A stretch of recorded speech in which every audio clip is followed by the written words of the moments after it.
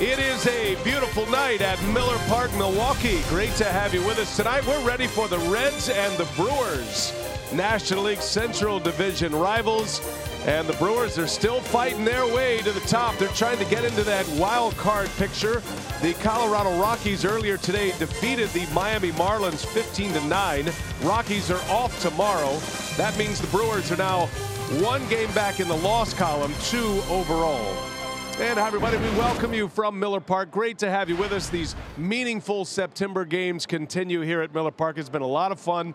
And one guy, Rock, we need to look at is Domingo Santana. You could say Travis Shaw has probably been the most consistent player all year, but Santana's been right up there with him. What a star he's turned into. Yeah, what a surprise. Another young guy that's really exceeding expectations. You know, coming into the season, you really didn't know what to expect out of Santana. Kind of a lost year last year until September of last year hit. Then he started to show some pretty good form, been very consistent all season long. He's had a big month of September just when the Brewers have needed him most, and he might have come up with the biggest hit of the year last year in the first inning, 2 outs, a big 3-run home run to give the Brewers a lead. And Domingo Santana, not only with the home runs, but the on-base percentage has been very good. One more home run, and the Brewers will have 3 guys with over 30 home runs. That's quite a feat this year. Only happened once in franchise history.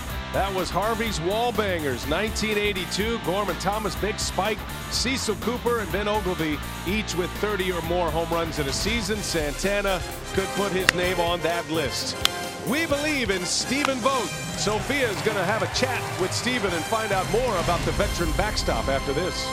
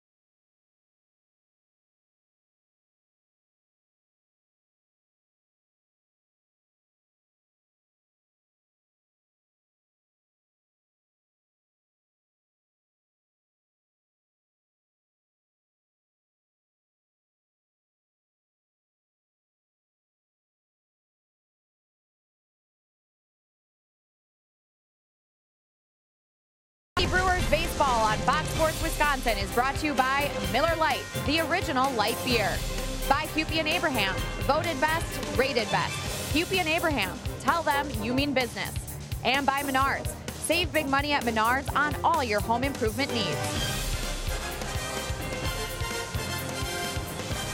Starting game 2 here between the Brewers and the Reds. We'll look at tonight's pitching matchup. For the Reds, it will be Homer Bailey, a 5-9 record for him on the season. The earned run average, 6.96, but was much better against the Brewers the last time they saw him at Great American Ballpark. And for the Brewers, it will be the rookie Brandon Woodruff, 2-2, the 3.76 earned run average, getting ready for his 8th big league start and his first look at the Cincinnati Reds. Good evening, everyone. Sophia Minert here at Miller Park. And certainly, we've talked a lot about the team's youth, but behind the plate, they've got a veteran catcher in Stephen Vogt, a 2-time All-Star who the Brewers had picked up off of waivers when he had been designated for assignment by the Oakland A's. And what an impact he has made on this Brewers team since the end of June. Last night, a big night for Vogt at the plate. 3 for 4, 3 doubles, tying a franchise record. It was his first career game with 3 doubles. Vogt made some great plays at the plate as well, especially on Adam Duvall. So for Vogt, it's been a great fit for him here in Milwaukee. He spoke about the impact that he's had, how much he's enjoyed being a veteran on this young team.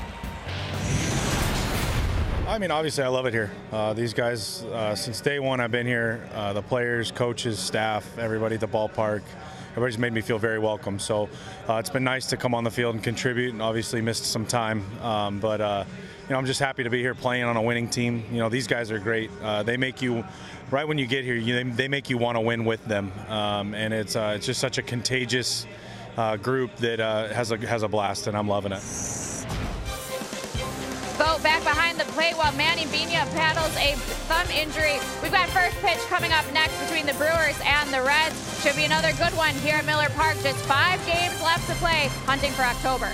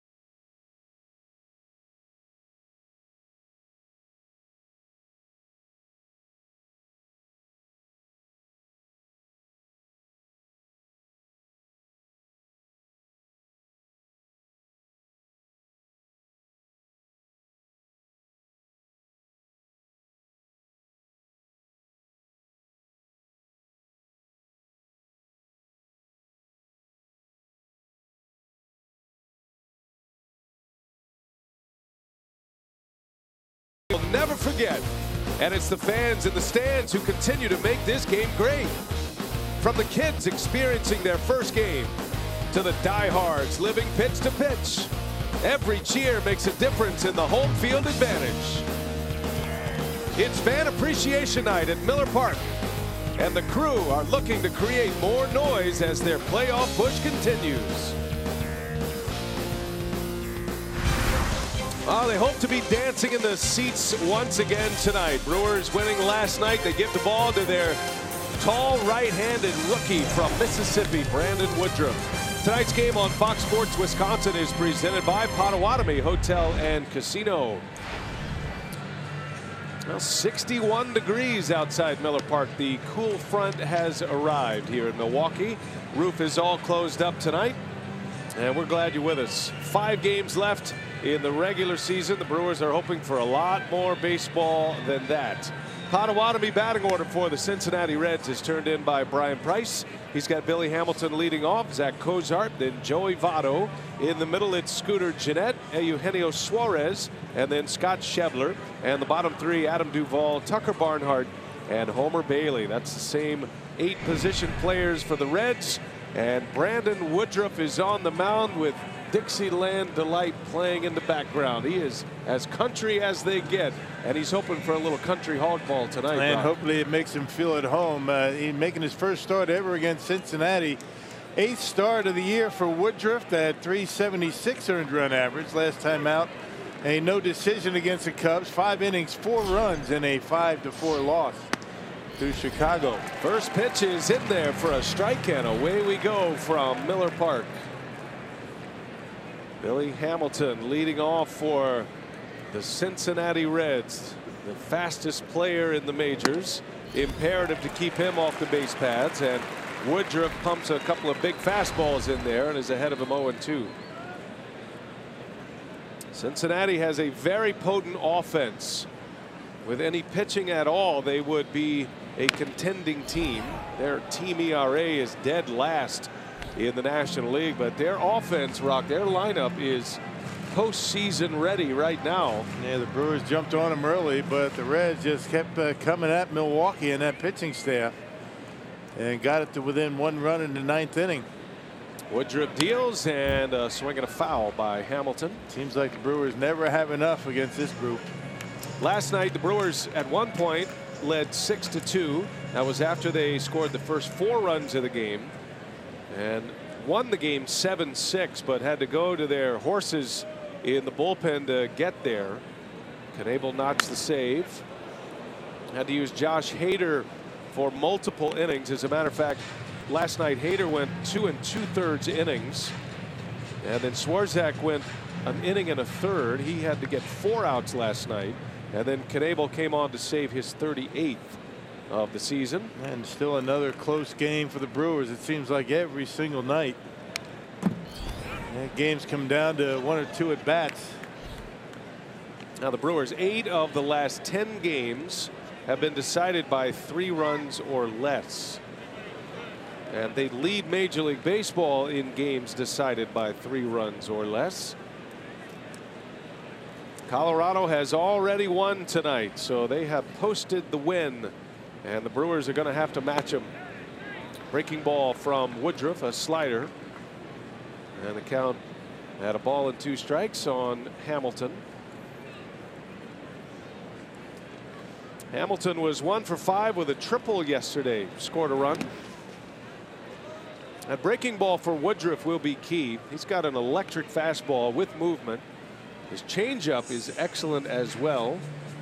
But to be a starter in the major leagues, it's that all-important 3rd pitch, and that'll be a pitch that can make or break him. He had a really good changeup his last time out, particularly his first couple innings. 6 up, 6 downs in that 6 down in that start against the Cubs. Hamilton, a little lazy pop up, long run for Arcia, and he'll run it down in foul territory. And there is the first out of the game. Nice running catch by the talented young shortstop. Yeah, let's check out the Brewers defense brought to you by Menard. Same defensive alignment as last night. And no changes for Craig Counsell. You got Braun Phillips and Santana in the outfield.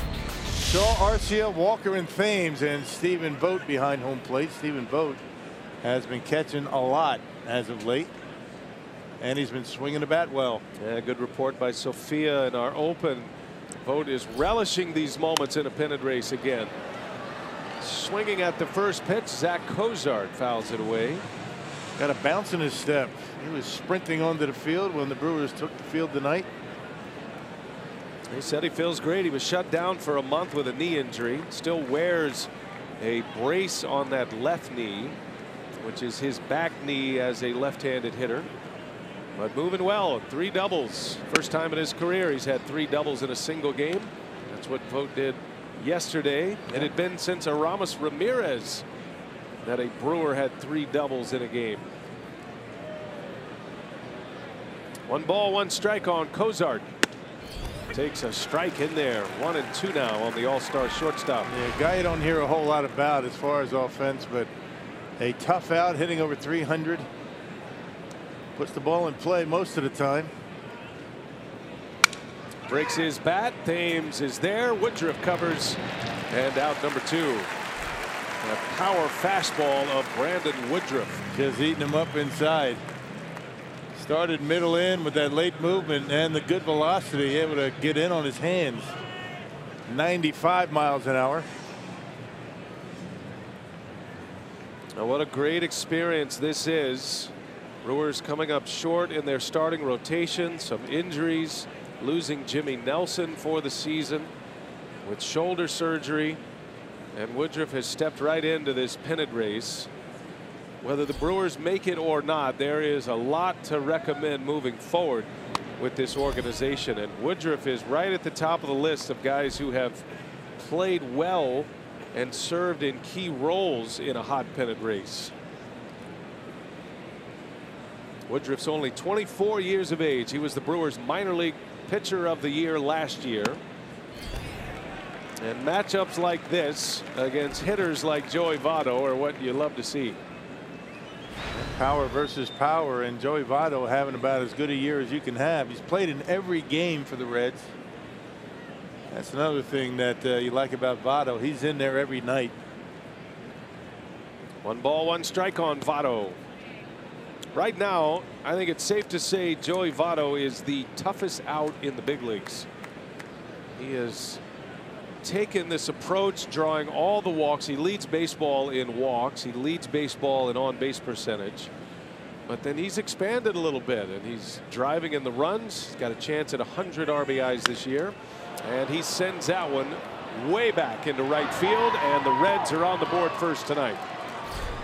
Joey Votto strikes again. That's his 36th home run of the season. And it's 1-0 Reds.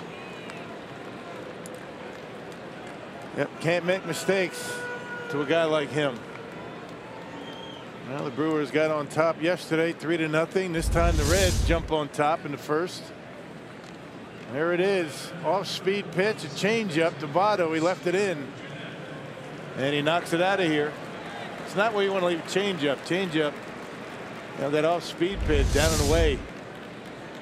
Votto just does not miss mistakes. Some do, but he's an MVP candidate for a reason. 1-0 Reds. Here is Scooter Gennett now. He swings at the first pitch. There's where he wanted to put that change up. That was a good one from Woodruff. Speaking of guys having great years, Scooter Gennett with 27 homers, 94 driven in. Went to the Reds after being claimed off waivers from Milwaukee and ends up hitting cleanup here late in the season. He's had a monster year. He's hitting .347 in the month of September is Gennett. So he's finishing with a bang, and he's got a chance to hit 300 this season. He's right there knocking at the door. He's at .297.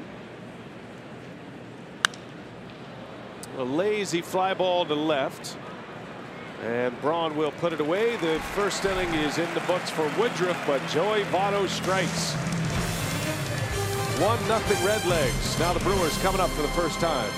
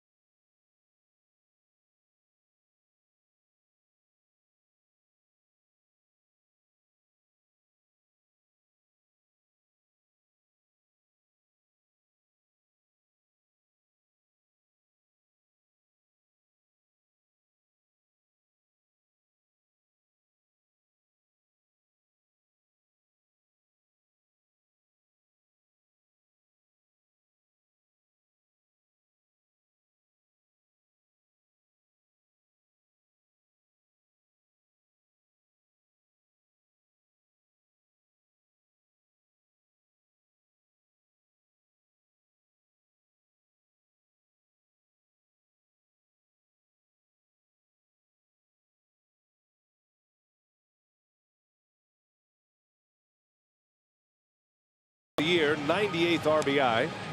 And his home run has the Reds on the board first. Craig Counsell and the Brewers will have to play from behind tonight. Counsell, the former Rocky, trying to chase down those Colorado Rockies. With 5 to play, here is Craig Counsell's batting order, courtesy of Potawatomi.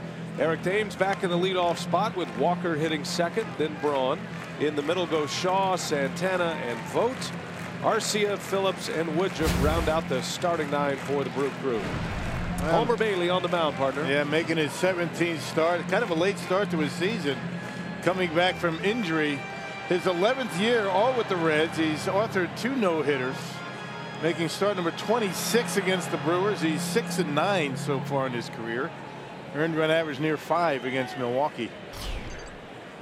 Bailey coming back from injury. And Thames hits a bullet into right field, right past the glove of Votto. And on the first pitch of Homer Bailey, Eric Thames with a ringing line drive into right. Yeah, Votto really didn't have time to put the glove up. That's how hard Thames hit this baseball. Yeah, fastball from Bailey. They say the velocity's up a little bit from the last time we saw him. Don't tell Thames that. He turns that one around, doesn't waste any time.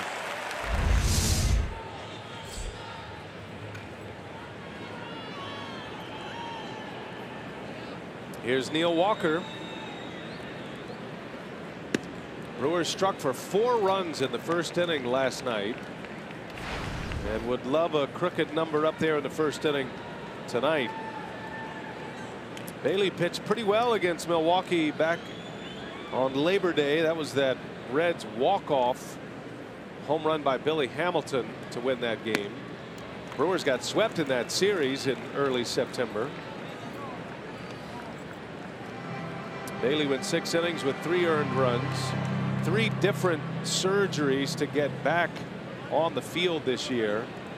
Starting in 2014, he had a tendon injury which required surgery in the right forearm. Then he had to have the ulnar collateral ligament replaced, the right elbow with the Tommy John surgery. That was the following year in 15, and had bone spurs in February of this year prior to the season that required surgery to go remove that problem. So 3 surgeries since the 2014 season. But by all accounts, he is healthy once again, and he'll be a big part of the Reds rotation moving forward. Signed a big contract with Cincinnati. The last 2 starts against the Brewers have not been too bad. One in August, one in September. Neil Walker on the ground, bounced it off his foot. It's hard to believe that Homer Bailey tonight is making his 26th career start against the Brewers. He's been in the big league since 2011. First round draft pick out of LaGrange, Texas, signed out of high school. In his 11th season, he's only 31. He started young. The author of not 1 but 2 no-hitters in the major leagues. Full count to Walker with Thames at first.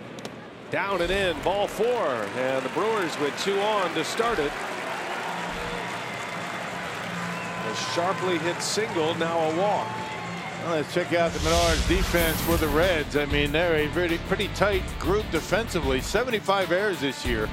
That's the 2nd fewest in all of baseball. Particularly good up the middle. Barnhart behind home plate. Cozart, Jeanette, and then Billy Hamilton. He can run him down with the best of them in center field. And 2 longtime rivals will match up here. Ryan Braun and Homer Bailey.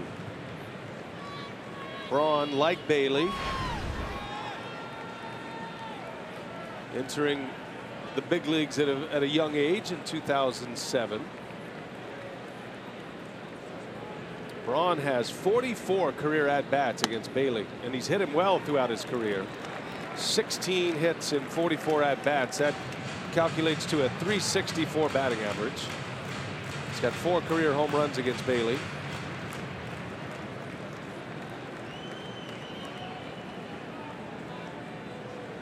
Typically, the more you see a pitcher, the more comfortable you are against them. Now Braun by far and away the most plate appearances against Bailey. 48 career plate appearances. The next closest is Jonathan VR, who is not in the lineup. He has 11 plate appearances. Been a long time Central Division matchup right here. These two, Bailey and Ryan Braun. 2-0 to count. A single and a walk to start the inning after the Reds score in the top half. And Bailey hits the edge for a strike. Yeah, Brawny thought that was off the corner, and it was. Bruce Dreckman behind the plate.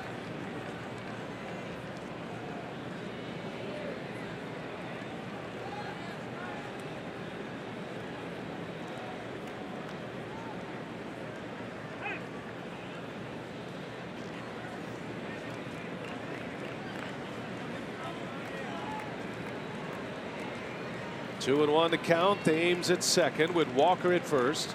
Just underway from Miller Park. Brewers threatening in the first inning.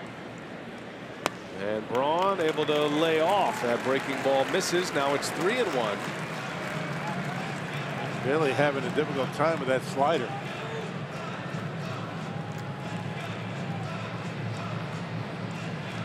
Bailey and Braun coming into the league in 07. Braun was polished when he arrived, having played college ball, and was the rookie of the year in 07.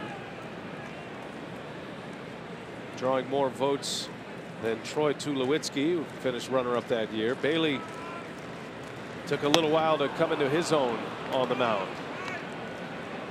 But then he had a stretch there. He went back-to-back seasons of over 30 starts and over 200 innings. 2012, 2013. Pitched in the postseason twice. He was part of that Reds postseason team in 2010 and then again in 2012. Pitched well against San Francisco in 12. Full count to Braun. And that one's on the ground up the middle. Cozart ranging over, flips it to Jeanette. Throw to first, pulls Votto off the bag. Yeah, throwing error by Scooter yesterday gave the Brewers a couple of runs. A bad throw this time gives them a chance to score a run. That should have been a double play ball. Jeanette's throw up the line, and Votto not able to hold the bag. And Braun runs well. Looked like Jeanette trying to hustle that throw a little bit. It's a little bit of an awkward feed though from Cozart, who was just doing his best to get it to him. Kind of pitched it out in front of him. Jeanette pulls Votto off the bag. The Reds don't believe so. They think Votto kept a foot on, and Brian Price has asked for a challenge here. A little closer than we thought when we first saw it.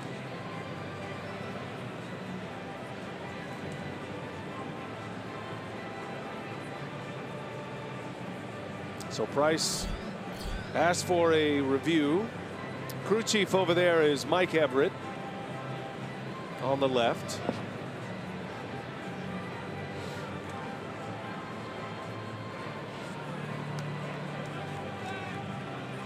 Everybody's taking a peek at the replays on the scoreboard here. It's going to be close. Maybe a cleat stayed on the bag. I'm not sure. It's going to be interesting to determine whether he was able to hold the bag. I don't know if there's enough there. But we'll see. Really can't tell there. It's probably the best angle here, but you can't really see. Ball's in the glove there. Yeah, I don't know. And you see Votto, I think, you know, if he was a little bit, if he had to do over again, he would have had that foot a little bit toward the corner, toward home plate. And if he did that, you know, it's all about the footwork on a play like that. You got to be able to move your feet. And had he put his foot on the corner toward home plate, it would have been an easy out. Well, here comes the decision from New York. Out is the call. And it will be a double play. I tell you, I didn't think there was enough evidence to overturn there, but I was wrong. Sometimes they surprise you. Yeah, that's a big double play early. Yeah, it is. Instead of first and third and one out, it goes 6-4-3 on the double play. 2 outs, runner at third now for Travis Shaw.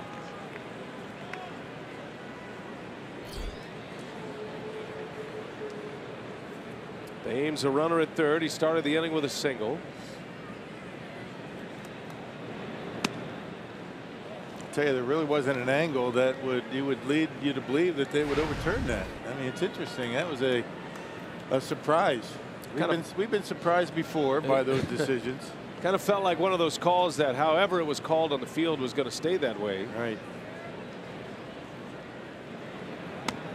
They do have the ability to stitch those replays together, one angle to the next in real time, and they can. It's pretty fascinating how they do it. Actually, they have technicians in the replay studio, and there are Major League Baseball umpires in that studio making these calls with a supervisor. All comes down to engineering, safe and out these days, being creative. That'll be a big run to pick up. Brewers had Bailey on the ropes, but a key double play with Braun at the plate after Ryan got ahead in the count 3-1. Homer Bailey has terrific stuff. Now, his command coming back from the injury is the reason his earned run average is so high, but there's nothing wrong with his arm right now. 2-1 the count, and Shaw fouls it back. Got that cut fastball working for sure. That was a good one right there to Shaw.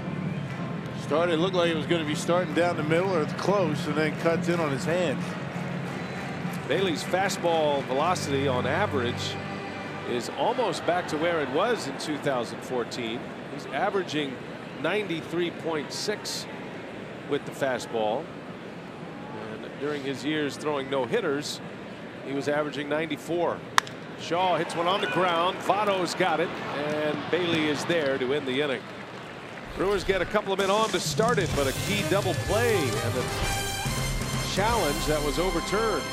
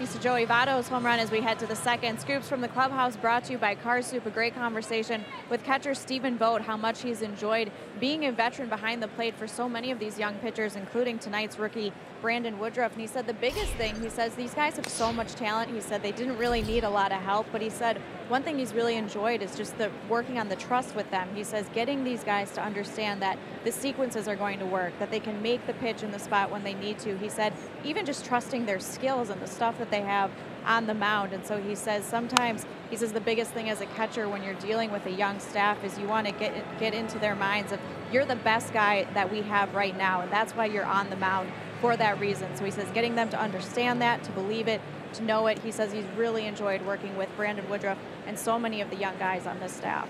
All right, Sophia, thanks. Yeah, Rock, he's part catcher. He's certainly a terrific hitter, Stephen Vogt, but he's also in a big part sports psychologists right now with so many in an arena that they have not experienced before, in a pennant race in the big leagues. Guys like Woodruff and Suter, and a little lazy ground ball right there to Thames, and out is Suarez for the first out of the second inning. It was interesting. A lot of the topics some of the folks are talking about with Stephen Vogt coming over, was he going to be able to adjust to the pitching staff, you know, of the Brewers? He didn't know him. He didn't go through spring training with him. And I really didn't think that was ever going to be an issue. I mean, this is an all-star catcher. He knows what he's doing. He's a student of the game.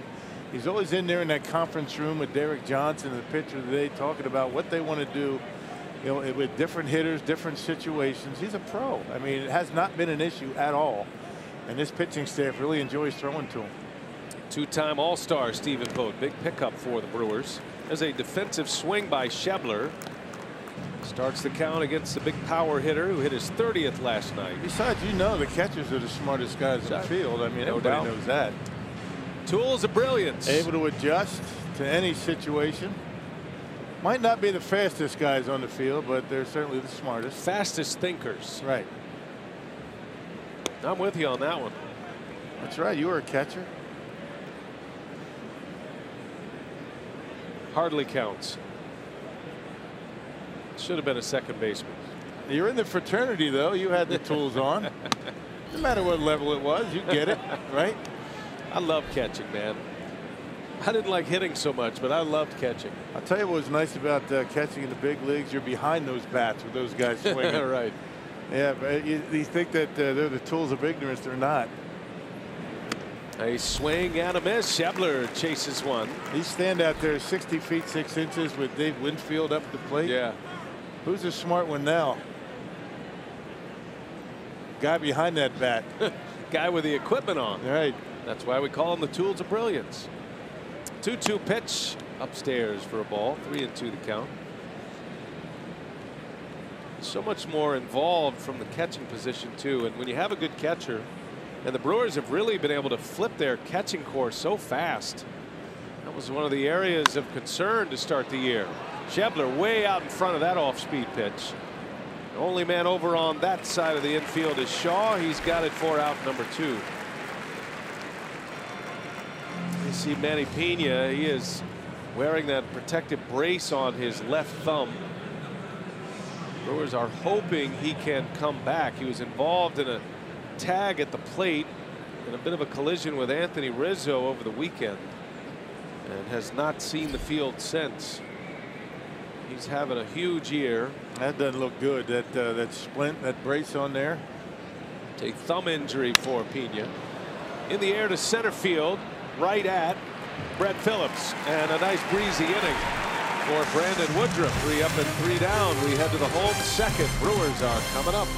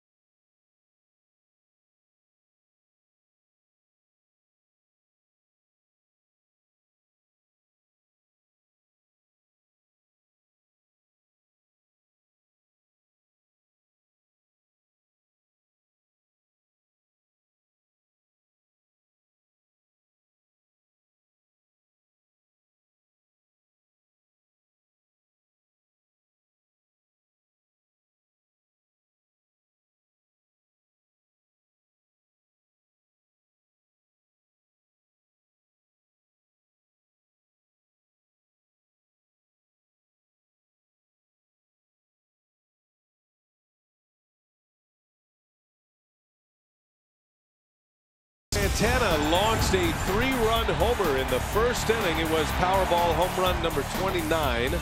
Every home run he hits is a new career high. 25-year-old Domingo Santana. Well, what a year it's been. And talk about the difference in production for Santana. Hit 11 last year. Had 2 long stints on the disabled list with an elbow injury and then a shoulder injury. But one of the biggest home run differentials on the positive side in the big leagues this season. And really understands himself as a hitter now. And the thing that impresses you about Santana, where he hits his home runs, he doesn't rely on pulling the baseball all that much. Matter of fact, not too many of his home runs have been to left field. Bailey with a fastball in there for a strike. Just the way he stands up there. He stands tall. He throws his hands at the baseball. Not a lot of body in that swing. That's why he has so much power to the opposite field. Bailey's got him down 0-2. Santana starting the second inning. And he misses low. That's one thing about Santana as well. He'll take his walks. He's only developing as a hitter. This is a young guy who has burst onto the scene this year. We saw glimpses of this last year, but he was playing hurt as well. Yeah, but he was healthy in September and kind of started to show this kind of production. Yeah, 2 Septembers in a row where he has performed very well. He's hit 7 home runs. He's got 17 RBIs in the month of September this year. That's a called strike 3. Bailey burns off the inside edge. And a strikeout. First K for Bailey. First out of the second inning. This guy used to be a big-time strikeout pitcher. Not so much, you know, these days. He's got 63 strikeouts so far. That does Bailey in 84 innings. But again, coming back from injury, as that velocity goes up, the command, it gets better. I'm sure those strikeouts are going to start to rise. And that was a good pitch on the inside corner. So 1 gone. Here is Stephen Vogt. 3 hits last night, all doubles for Stephen Vogt. Last night the Brewers were able to bang out 10 hits in the game. Reds actually out hit Milwaukee, but the Brewers won 7-6.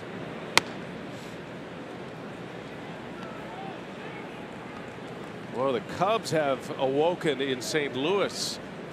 They've scored 4 runs in the 7th inning. They now lead the Cardinals 4-1 in the 7th inning there. Addison Russell just hit a 3-run homer in the 7th inning. Michael Wacha was dealing until things have fallen apart in the 7th. Remember, the Cubs' magic number to win the division is 1. So a win for Chicago today in St. Louis, they will win the National League Central. It would send the Cardinals even further back in that second wild card spot. Brewers will face the Cardinals for 3 games beginning Friday night. I think the idea around the Brewer clubhouse is have the Cubs do the damage against St. Louis, try to knock them out of contention, and then the Brewers could possibly finish them off while Milwaukee's trying to chase down the Colorado Rockies. Yep, and head to Arizona after Sunday's game in St. Louis. That's the goal, to extend the season, get into that wild card game, and it's just nice to be talking about that at this point in the season, right? I mean, you got 5 games left and you're right in it. Still have a chance to get to postseason. It's been a great year, been a bonus year here in Milwaukee, and a team that was supposed to be in a rebuild. Vogt gets tied up with that one. High fly ball in the infield, and Votto makes the call and the catch for the out. 2 gone in the inning. Hey, the hunt for October continues tomorrow afternoon as the Brewers look to knock off their rivals from Cincinnati and continue their push for the second wild card spot. Great seats are still available. Plus, don't forget that kids and seniors save 50% on tickets. Go to Brewers.com for those tickets. 3 o'clock start tomorrow.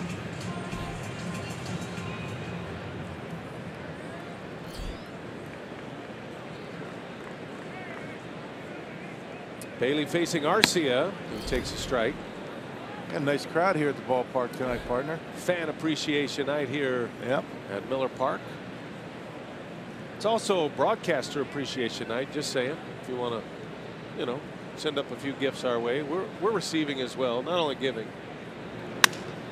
It's a broken bat right off the leg of Bailey, and the final out of the inning. I appreciate you, partner. We get gifts every day, partner. We do. The gift that keeps on giving. Fan Appreciation Night at Miller Park.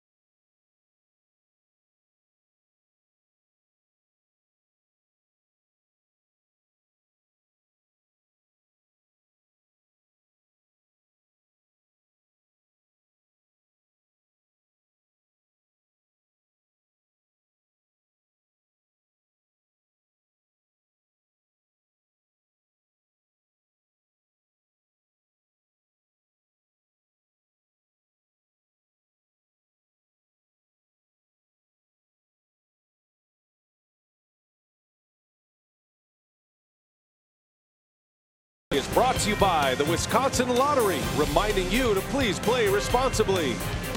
And by Toyota, let's go places. 1-0, Reds have the lead. Babies. Babies are funny. Got the headphones working. Don't want to scare them too loud, right? It's a high fly ball on the first pitch. Barnhart is going to make it 2-0 Cincinnati. This one not going well early for the Brew Crew. 2 solo home runs. Joey Votto and Tucker Barnhart. And both of them coming on off-speed pitches. I believe that was another changeup from Woodruff. Votto hit out a changeup, and look at the changeup grip. Same location. It was up, and it was in, and Barnhart gave it a ride. So both mistakes coming on the changeup. 2-0 Reds. Barnhart, the 8th place hitter, switch hitting catcher. He's a good one. Just got a contract extension, did Barnhart. Woodruff deals a fastball strike to Bailey. Well, you know the Reds are going to hit. They're going to score some runs. They always do. Imperative that the Brewer bats get going against Homer Bailey. Got to make it a slugfest to beat this team. They'll let you. I mean, their pitching staff will surrender some runs. Yeah, but you have to get them early. I mean, you fall behind, you get into the 8th inning, and they become very difficult to come back on. They've got Lorenzen and Iglesias finishing games, and that's a pretty solid 1-2 punch, especially their closer, Raisel Iglesias. That guy's about as tough to handle as anyone in the league right now. So the pressure is on. The Reds are free and easy.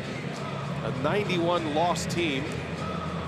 Brewers have a lot on them here tonight after the Rockies posted a win against the Marlins earlier today to take 2 out of 3 in that series.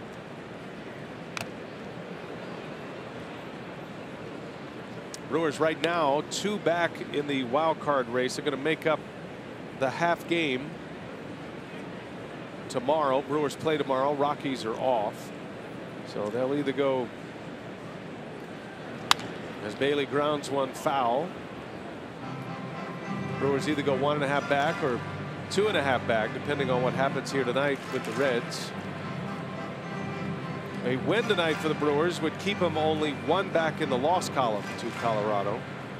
Rockies will take tomorrow off, and then they'll have a 3-game series to finish the season at home against the Dodgers.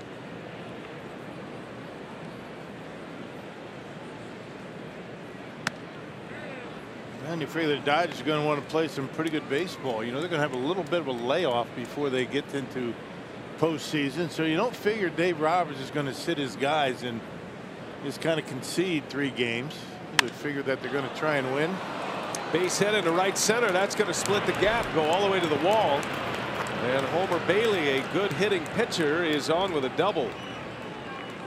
When you get to the bottom of the order, you're trying to make it a quick one. But a leadoff homer on the first pitch of the inning, and now a double on the 8th pitch of the at-bat to Bailey. Yeah, kind of left a slider up in the zone. Check it out. You know, the grip, the spin, it doesn't do much. Kind of spins right down the middle of the plate, and Bailey rips it into the gap out there, right center. Pretty good swing on a pitch that stayed in the middle part of the plate.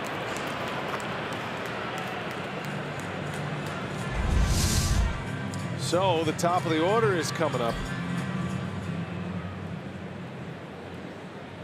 Billy Hamilton with Bailey at second base. Brewers corner infielders expecting a bunt here, and it is bunted foul.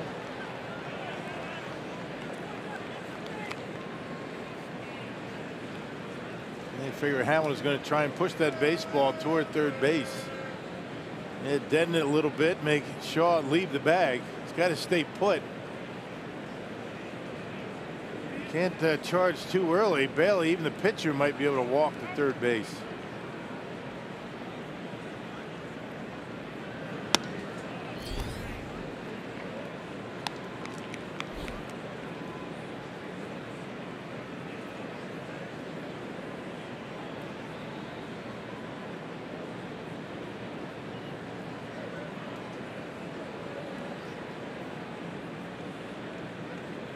One ball, one strike on Hamilton. Hamilton fractured his thumb the last time we saw the Reds. He was trying to bunt and wrapped the thumb around the bat, and the pitched ball hit that thumb. He had to come out of the game and ended up knocking him out for a couple of weeks. Thought he might be done for the year, but he's come back. The thumb healed quickly. Little tapper. Woodruff will go to first. And now Bailey on his way to third. The throw comes in late, and Bailey is safe. Well, he actually went back to second base for some reason, but still able to get to third. Pretty athletic play by Bailey. Not very good base running, but worked out pretty well for him. That's a lot of running he did just to get to third. A swinging bunt by Hamilton. And watch Bailey starts to go back to second, but still able to get into third base.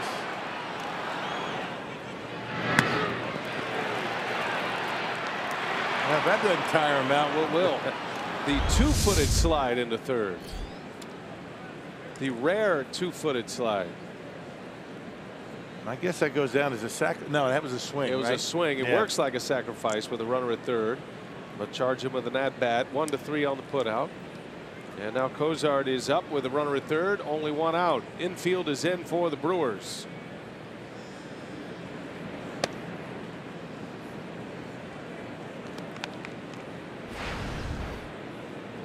Cozart hit a home run last night off Hader. It was a pivotal at-bat in the game. 10-pitch at-bat resulting in a homer. Hader could not get through the inning. Cozart's hit 24 homers this year. Only Barry Larkin has hit more home runs by a shortstop in Reds franchise history. Larkin hit 33 in '96. A former MVP, Barry Larkin.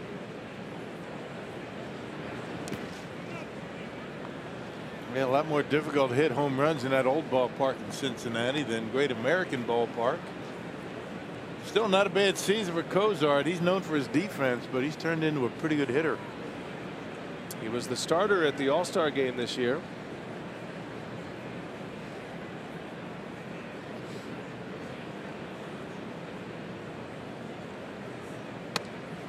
And Cozart draws the walk, and now Woodruff is really stepping into the Hornets' nest. 2 on with Votto coming up. A couple of tough lefties coming up. Votto, Jeanette. Well, last night, Craig Counsell, with what we found out later was an ill Zach Davies on the mound, had the early pull. Nobody warming up yet in that Brewers bullpen. It's tough to keep asking your bullpen to come into games this early.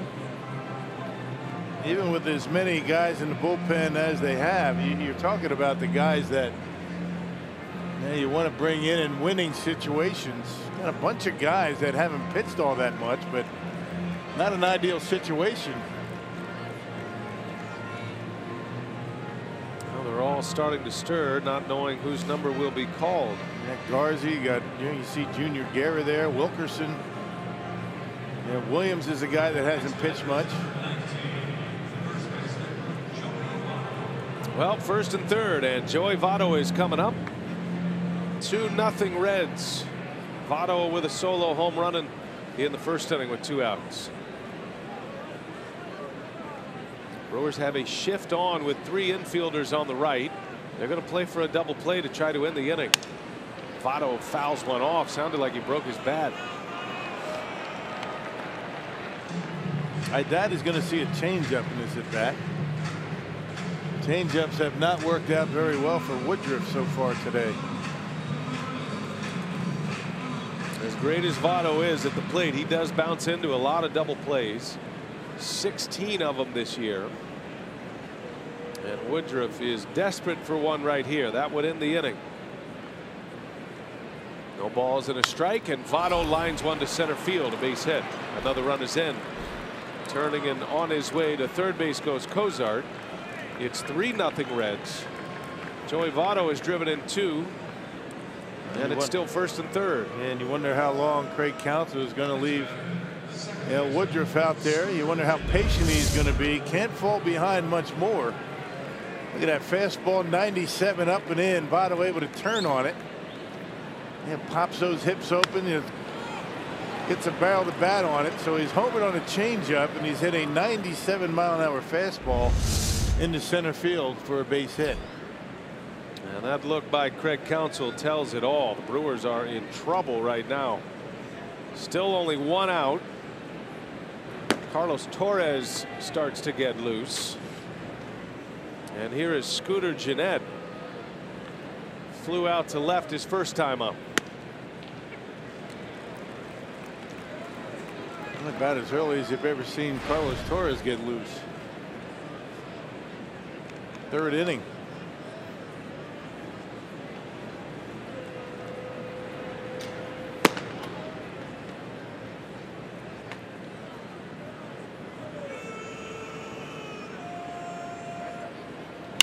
On the ground, through, base hit.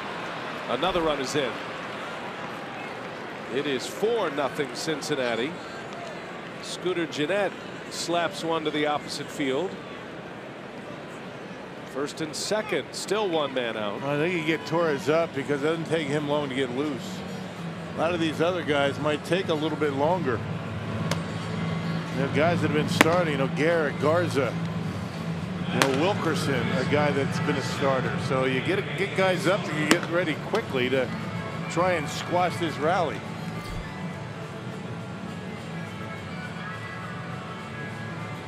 Woodruff trying to grind his way through. 3 runs are in. Started with a home run, and then the pitcher Bailey had a double. 4 hits and a walk in the inning. First and second, 1 out. Here is Eugenio Suarez.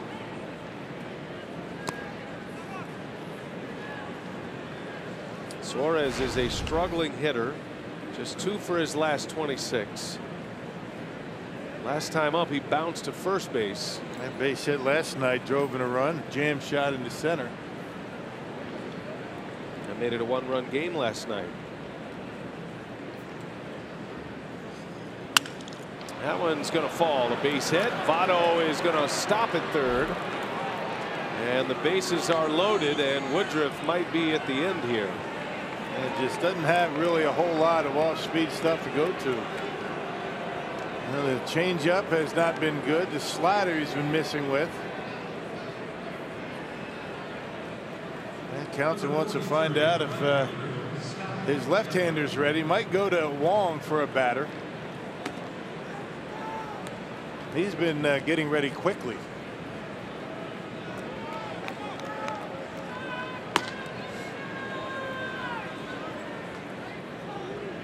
Lee Tunnell just asking him if he's good. I think Council is on his way out now. So a pitching change coming. And a short night for Brandon Woodruff. You feel for him. He's a young kid thrown into a pennant race. Trying to give him a big start tonight, just not in the cards. And the Brewers are going to have to come up with a big rally tonight. Down 4-0, and the Reds have them loaded with just one out. Pitching change will set up Torres right after this.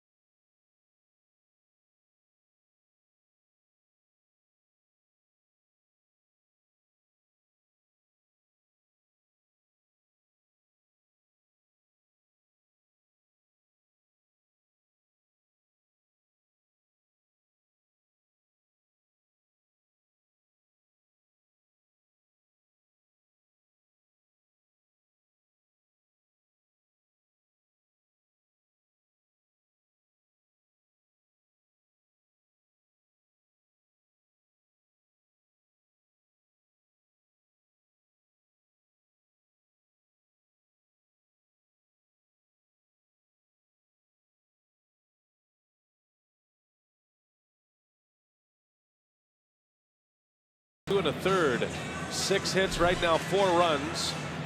Has the bases loaded, still his responsibility, and now the Brewers are going to try to fight their way out of this 3rd inning. Wei-Chung Wong will come on to face the left-handed hitting Scott Schebler. Yeah, you got to get out of this inning, and then hopefully the bats get going. We haven't seen Wong since Sunday against the Cubs. He allowed a base hit to the only batter that he faced. That was in the 8th inning.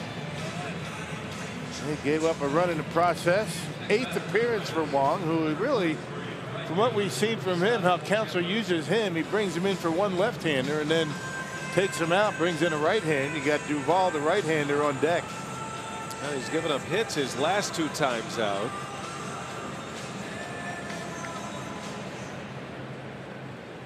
Reds have 5 hits and a walk in this inning. Bases are loaded.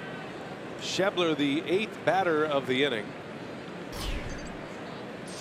And the lefty on lefty matchup. Schebler, big swing. This guy's got a ton of power. Last night he hit his 30th home run of the year. It was a no-doubter. Schebler had 2 hits last night. Hit a 2-run home run off Zach Davies in the 2nd inning last night. Yeah, fastball in. Hit it right down the line and right.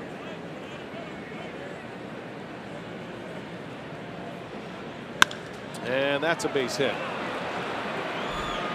Votto is in, and Jeanette will be held at 3rd, and the line keeps moving, and this is turning out to be worst case scenario for the Brewers right here. It's 5-0 Cincinnati,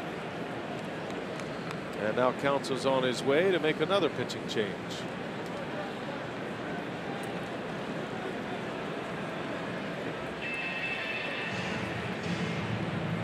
Four consecutive base runners.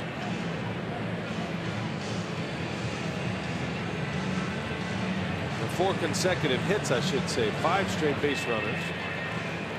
And another pitching change at Miller Park. Torres will be next.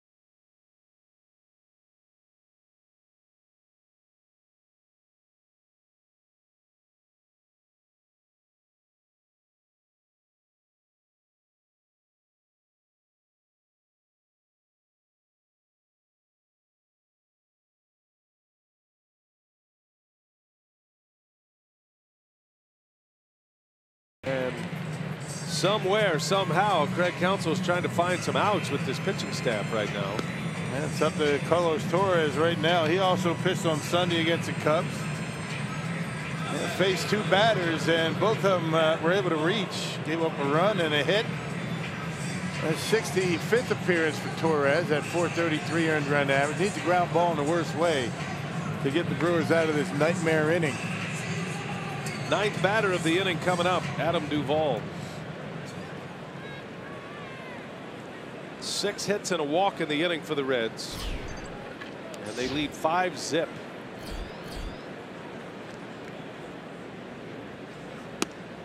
Duvall with 31 homers this year, driven in 97.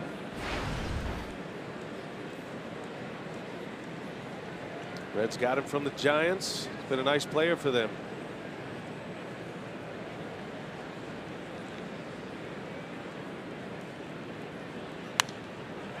I imagine the Giants would like to have him back. Of course, he might not have had this kind of success in San Francisco. I mean, Great American Ballpark fits this guy perfectly. Yeah, no doubt. Fly ball hitter. He's from Louisville. Grew up with the Reds as his favorite team. So striking oil with a couple of guys, Scooter Gennett and Adam Duvall, in consecutive years. Two guys that have ties to the area around Cincinnati.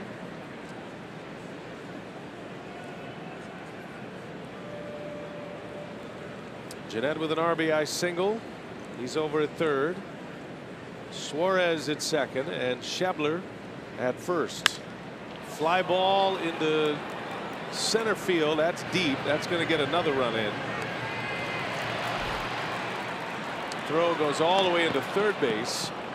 Gennett scores. It is 6-0 Cincinnati.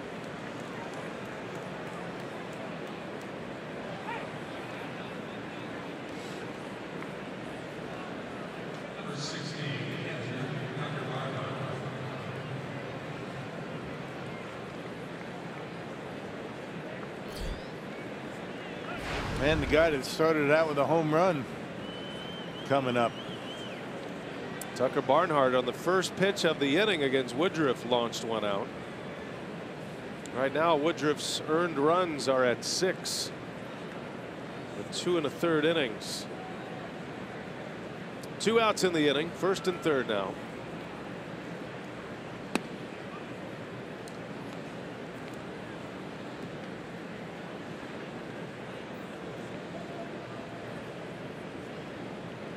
Well, the Brewers scored 7 last night, beating the Reds 7-6. They're going to need at least that tonight. Right back to the mound. Torres throws him out, and that misery is over. 10 batters come to the plate, and the Reds score 5. 6-0 Cincinnati.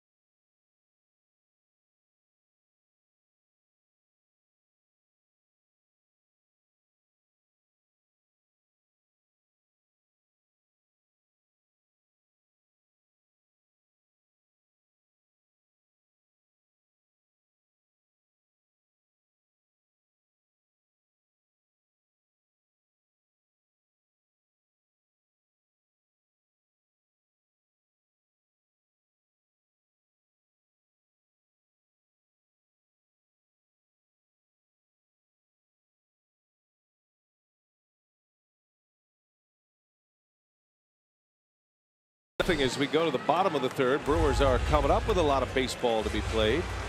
Don't forget, fans, if you can't catch the games on television, you can stream them live on your mobile device with Fox Sports Go. Download the app, take Fox Sports Wisconsin and Brewers baseball with you wherever you go. Now the wheel will begin for Craig Counsell. You're going to see a ton of pinch hitters and a ton of pitching changes the rest of the way, and it'll be Brett Phillips to start this third inning. Andrew Susac is on deck. Looks like he'll pinch hit in the pitcher spot. And now the Brewers will try to chip away at this 6-0 deficit. If there is ever a team to come back on, it is the Reds, with the highest ERA in the National League. And Homer Bailey, who comes in with an earned run average just shy of 7.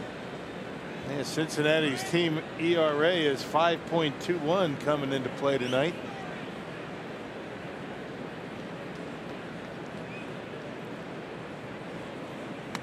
Man, just can't get it all back at once. Remember, the Brewers had a 6-2 lead last night. Ended up being a 1-run game. Now, we've seen a lot of games over the years with the Brewers and the Reds that have been slugfest. And the Brewers are hoping this is one of those tonight.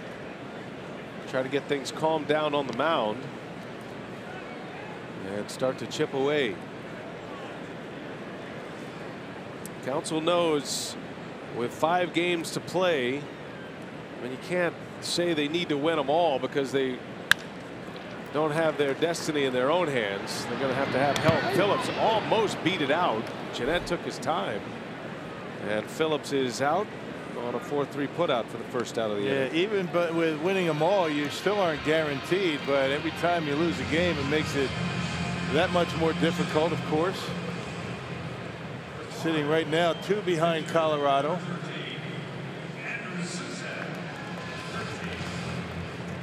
Now the Brewers will head to St. Louis after they finish the series with the Reds tomorrow.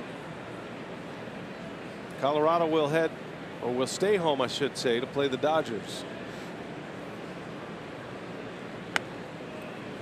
Here's Andrew Susac off the bench.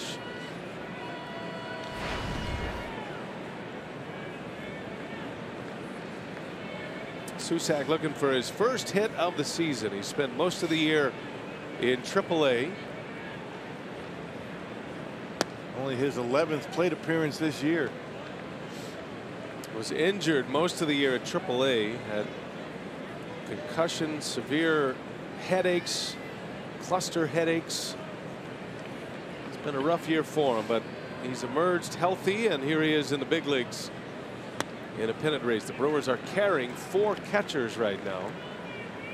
Susac had a great chance to be the starter this year for the Brewers. It was a wide open competition, but then got hurt. Manny Pena and Jet Bandy broke camp as the 2 catchers. Brewers eventually added Stephen Vogt.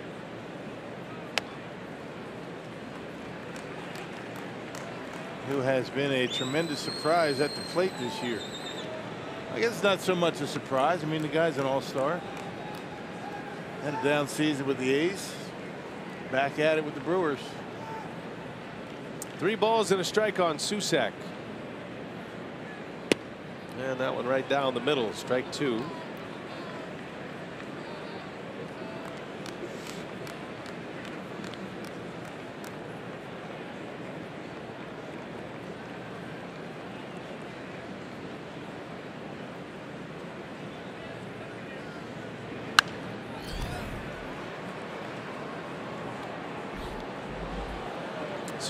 Susac back up to Buster Posey with the Giants. Brewers got him in a Will Smith trade. Trying to bolster up their catching.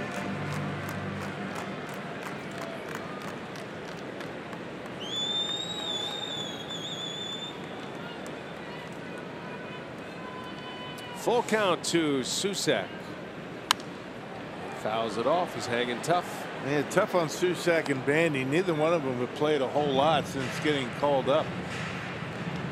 Yeah, Bandy was hurt before he got activated in September, so it's tough on Craig Counsell to put him in the game because they really haven't played much as of late. Kind of rusty.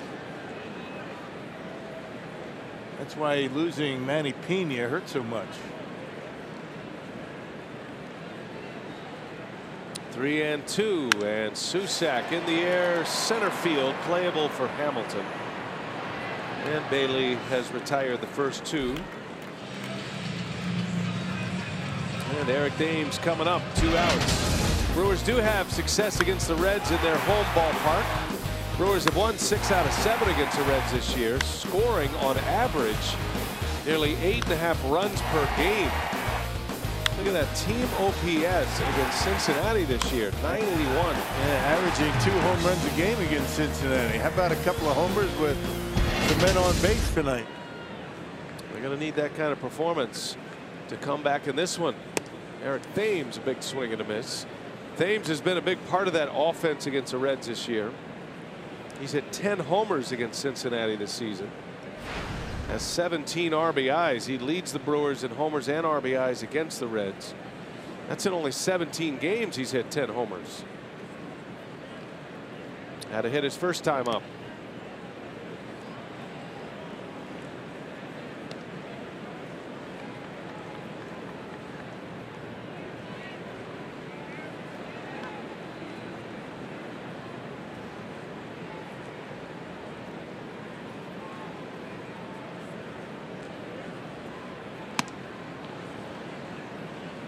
Eric Dames with those 31 homers, sitting at the top of the Powerball home run leaderboard.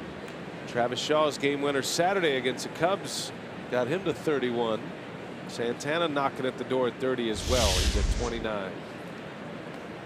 2 balls and a strike on Dames. 2 outs in the inning.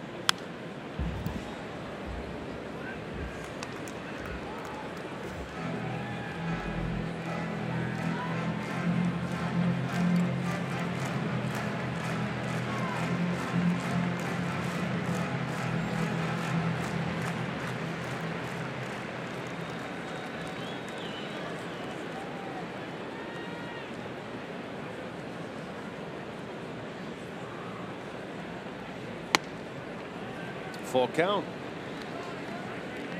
Dames hitting leadoff again. It's been a familiar spot for Eric Dames. Not what you thought would be a leadoff hitter when the season began. And why not? Got an on-base percentage near 360. Leadoff hitter's got to get on base. Dames done a good job of that. Dames as a leadoff hitter. The Brewers are 9-4. His 15th start in the leadoff position. Villar and Sogard are the familiar names at the top of the order. Counsell's tried Santana there.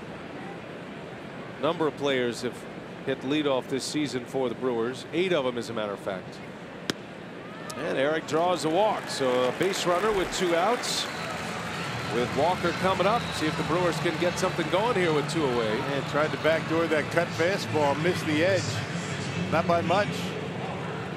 The first 6 runs the Brewers scored last night came with 2 outs. All 4 of their first inning runs with 2 out hits. The 3-run homer by Santana, and then the Arcia RBI single.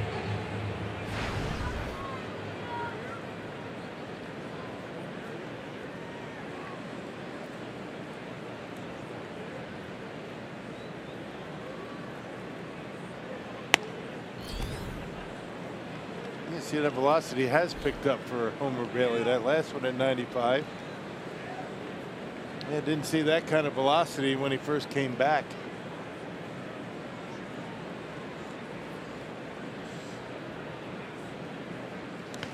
In the dirt, skips by Barnhart, but he keeps it close enough. Quick catcher back there, Barnhart. He's a good one. Moves well. He blocks pitches. He has caught the most would-be base stealers in the big leagues this year. He's caught 28 this season. Game number 118 for Barnhart.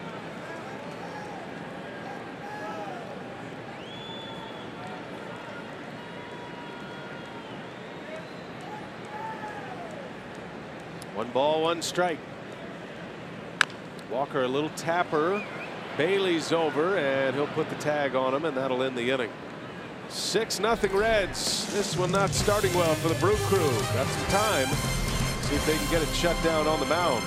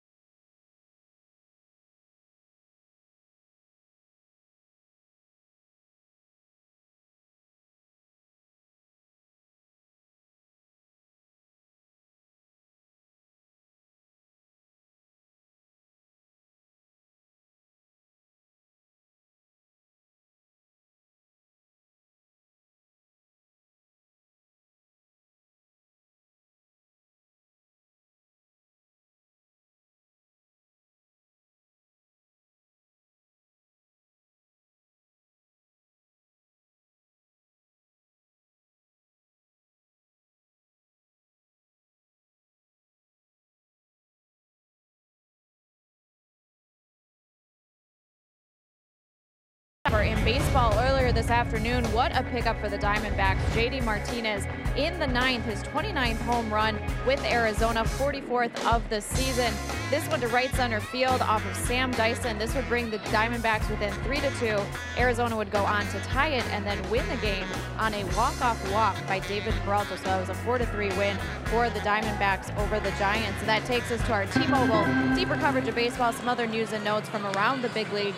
Earlier this afternoon on a conference call, Major League Baseball owners unanimously approved the ownership group led by Bruce Sherman and Derek Jeter for the Miami Marlins. So new ownership moving forward there for Miami. Matt Cain, longtime starter with the Giants after 13 big league seasons, will make his last start on Saturday. It's about 104 wins for him, the .369 earned run average, all 13 of those seasons coming with San Francisco and part of 2 World Series championships as well. And Adrian Gonzalez, first baseman for the Dodgers, will be shut down for the remainder of the season and be ineligible for the postseason. He's been dealing with a back injury all season long, just over 70 games for him. So bad news for the Dodgers there.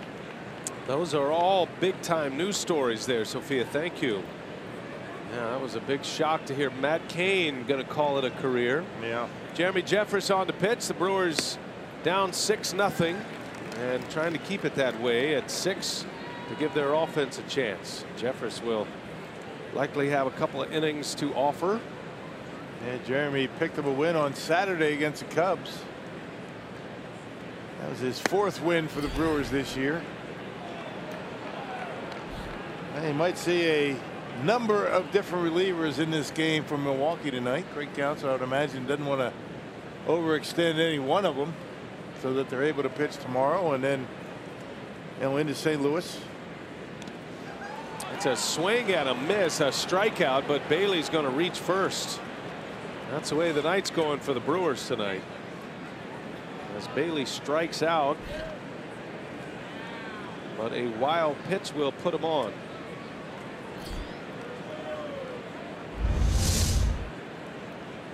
And that breaking pitch, and you can see the way Vogt goes after it, doesn't get down on the knees. It kind of caroms off the side of his body, and Bailey going to be able to reach first base. Second time he's been on tonight. Back to the top of the order now, Billy Hamilton. Reds batted around in the 3rd inning. 10 batters came to the plate. 5 runs, 6 hits when the damage was done. Brandon Woodruff with 2 1/3. 6 hits, 5 runs, all earned.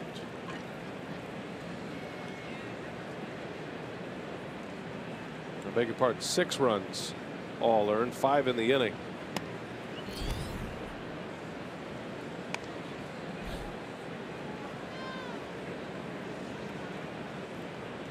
Hamilton 0 for 2.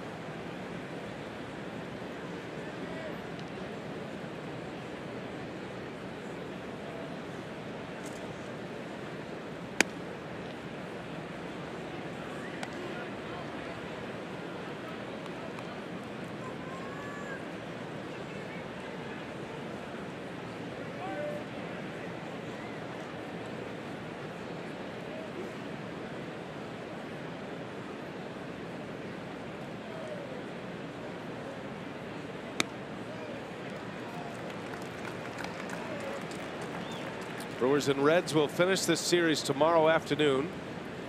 Disregard your schedules with the original start time. They have moved that start time up to a 3 p.m. start tomorrow.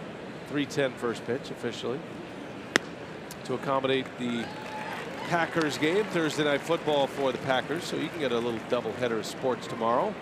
Brewers in the afternoon and then the Packers in the evening. Yeah, good day. Yeah, it's going to be fun. Last regular season home game here at Miller Park. Brewers are hoping to have more as Hamilton lines one to center field. That'll get down a base hit. And 2 on to start this 4th inning. Anyway, we can start this one over. Yeah, the mulligan would be in order. Boy, reset button, please. Now the Brewers are playing with such a fine line. In a game like this, it's just exponentially more painful, but because the Rockies, you know, have already won, you have to keep pace with them. You're chasing. But frankly, the Brewers, the fact that they're even in this position is a miracle. Yeah. With all of the injuries, with the youth, the rebuild. You're putting starting pitching out there. Brandon Woodruff's going to be a terrific pitcher. He has a lot of promise, but he's just getting his big league career started. Yeah. A lot of young kids in a pennant race. They're getting a lot of experience. Sometimes they have been able to get the job done, sometimes not.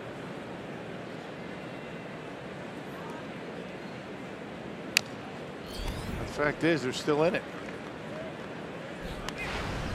It's one of the reasons you have to consider Craig Counsell as a manager of the year candidate. With all that this team has overcome, with the expectations of a rebuild, even though they never said that, Craig Counsell never put that cap on this team. But you think about it, they lost their opening day starter for 6 weeks to injury. He came back. Guerra was not affected. You lose the next guy who became your ace, Chase Anderson, for 7 weeks. While he was out, another guy emerged as an ace, and Jimmy Nelson. He's lost for the rest of the year. Don't forget they lost their closer. They released their closer. Corey Knebel became the closer. Mid-May, Neftali Feliz was let go.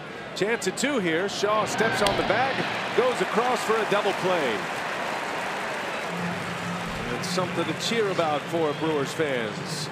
5-3 double play. Cozart 2 outs with 1 swing of the bat.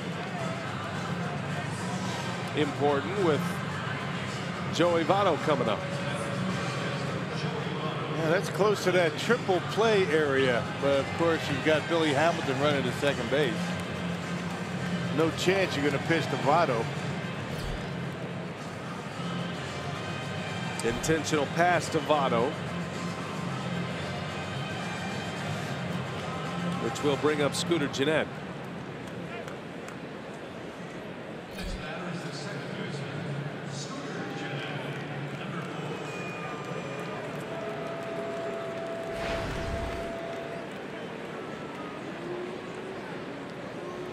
Scooter had an RBI single last inning, part of that 5-run third. And here he is with 2 outs.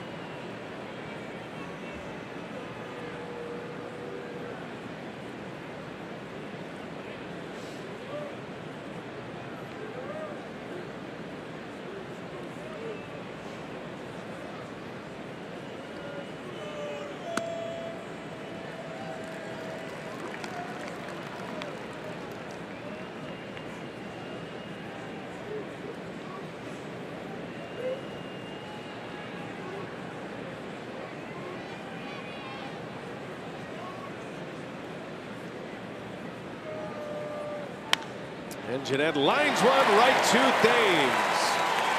Well, maybe the Mo is turning a little bit for the Brewers. Got a double play, then a line drive out.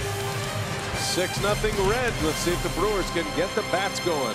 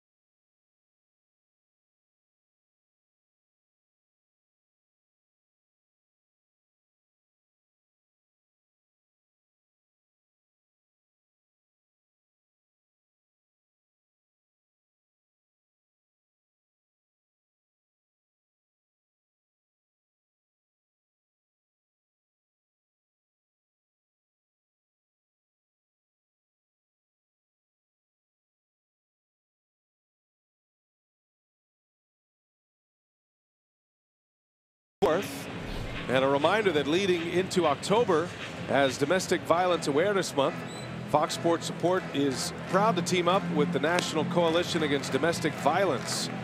We support their vision of creating a world in which domestic violence is not tolerated and where victims and survivors are supported and empowered. Find out how you can join the conversation by visiting foxsportsupports.com.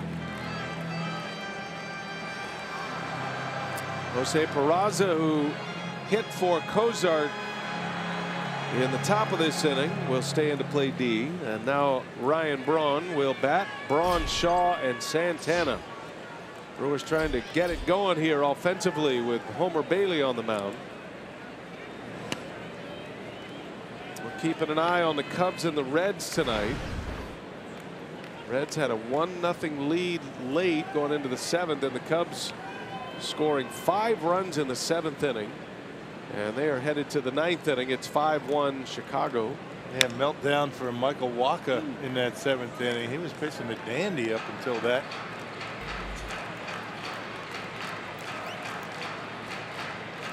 Cubs and Cardinals. I think I said Reds there, but the Cubs with a win tonight win the division. They'd be the first team since the Phillies of '09 to win a division following a World Series title. Phillies won it in '08 and then won the East again in '09, part of their 5 straight division titles. It's not easy to do. No. Cubs had to scratch and claw all year to get that title. Brewers pushed them all year.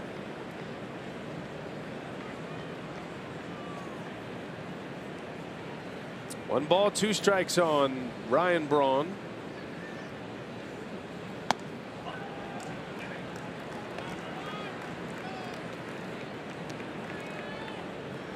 Rockies beat the Marlins earlier today, 15-9. Kind of a wild game at Coors.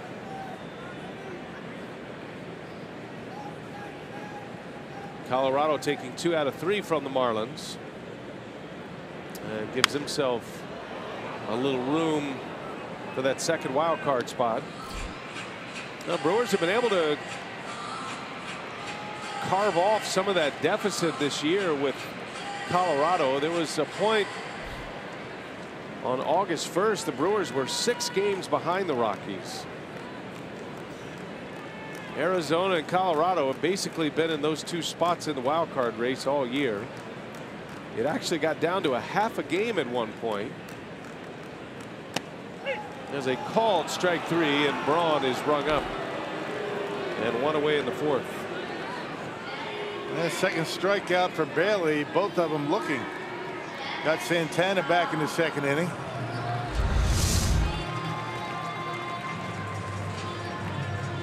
Yep, down and in. Just barely in the strike zone.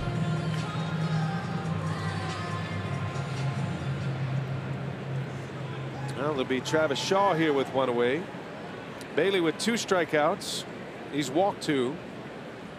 Brewers have only 1 hit against him. That was Eric Dames, who led off the game offensively with a single.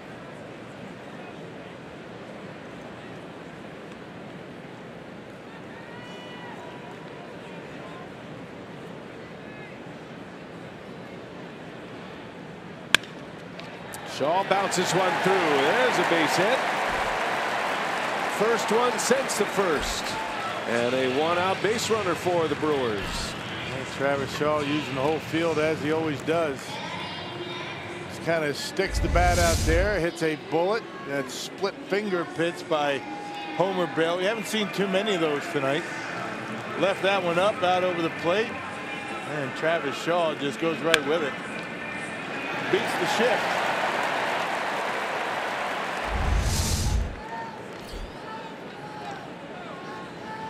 Now Santana.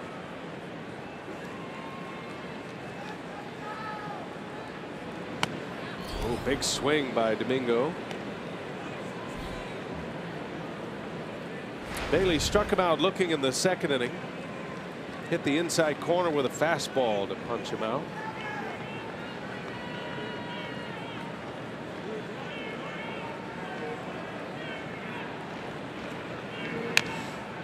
Some vocal fans here on Fan Appreciation Night. He's trying to get something started. Good crowd on hand. Brewers are going to go over the 2.5 million mark. Remarkable. Another great year at the turnstiles for the Brewers. Smallest market in the majors. They'll finish, I believe, just outside the top 10 in attendance. I think 11th as it stands. Tremendous. Fly ball into center field. Got in on the label just a bit, and Hamilton will run it down for the 2nd out. Yeah, no doubt, Brewer fans. One of the best every year. Of course, they've had some pretty good baseball to watch this year. And I would imagine you're going to see the same next year. Even better. It's been an interesting season, though, because you're kind of waiting all year for the Brewers to fall back to earth. You know, had that feel to it all year. Well, there's probably a correction coming. This is a young team, and then you combine the young talent with some of these veteran guys who are getting 2nd and sometimes 3rd chances. And they just hung in there. It's been a fantastic season. Extraordinary run for this team. Yeah, there was many times I think people were ready to throw dirt on them, but they just kind of rose out of that. Put together some good winning streaks, good stretches. Now, even a loss tonight, the Brewers would be only 2 back in the loss column. Rocky's got to deal with the Dodgers, who are still fighting hard to end up with the best overall record in the majors. The Dodgers and the Indians are battling for the best record. If those two end up in a World Series, you want to be able to have home field advantage. No longer is the All-Star game determining home field advantage. So the Dodgers have a lot to play for. Plus they have, you know, they've clinched the division now for so long, and that will not be a pushover series by any stretch. The Dodgers will be ready to roll. Yeah. And then the Brewers are going to St. Louis. Still have a game tomorrow with the Reds, so it's still possible.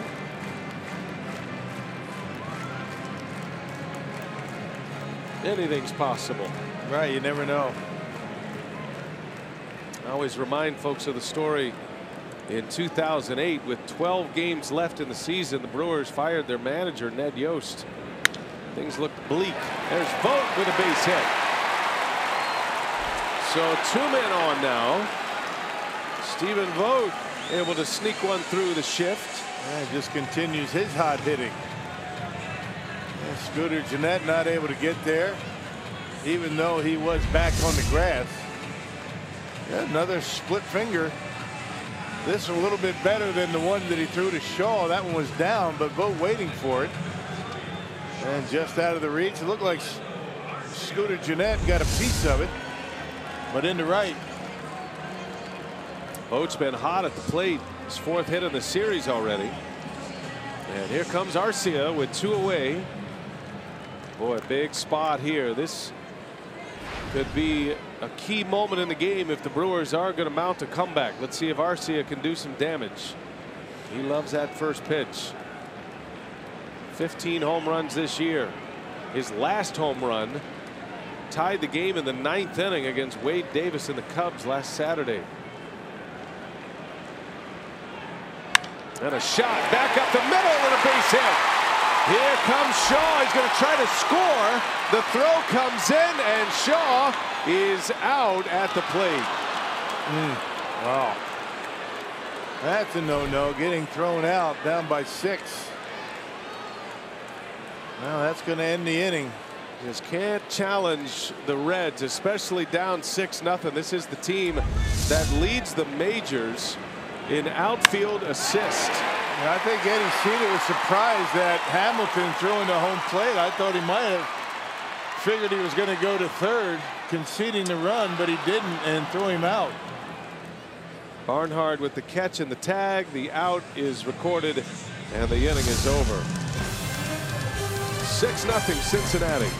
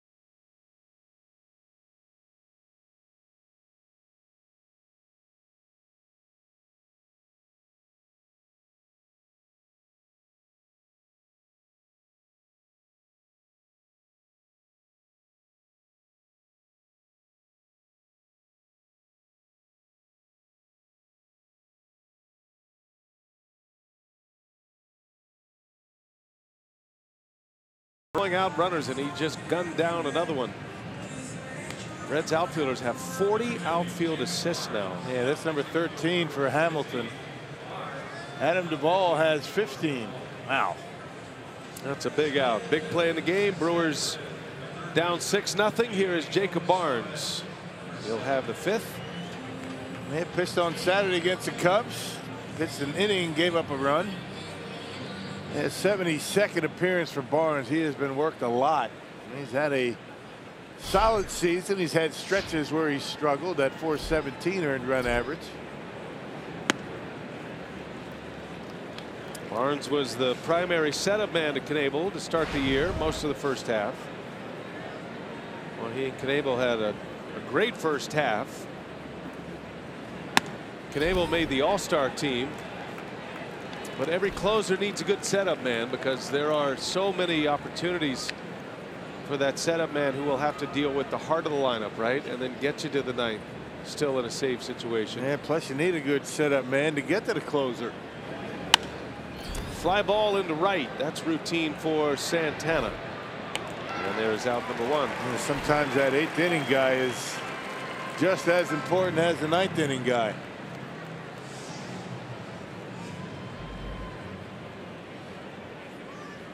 Now this is the kind of year that will serve Barnes well. He a legitimate presence at the back end of the bullpen. I think, as you mentioned, the innings, the games pitch got to him a little bit in the second half, but he's had a nice little flurry here at the end, which you like to see.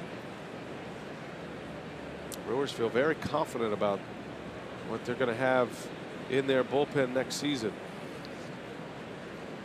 Here's Scott Schebler with one away. Chopper over to first, and it goes right under the glove of Eric Thames. That'll be an error on Thames. Might have been one of those nights. Somewhere Bill Buckner says, I know how you feel, Eric.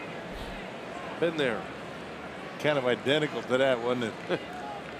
Little roller up along first. Once the ball stayed down a little bit on him, it just kind of hit something there. Maybe a cleat mark, and it stayed down on him. Watch it. Right under the gloves. Yep, that pretty much sums it up. So a man on with one away. Here is Adam Duvall.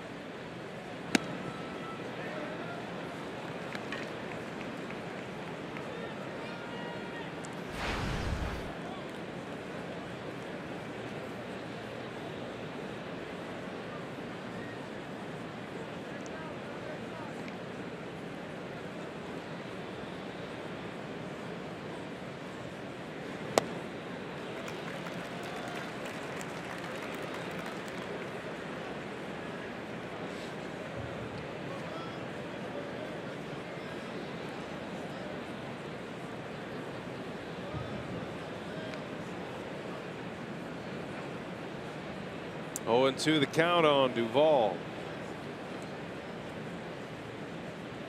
A good block by Vogt.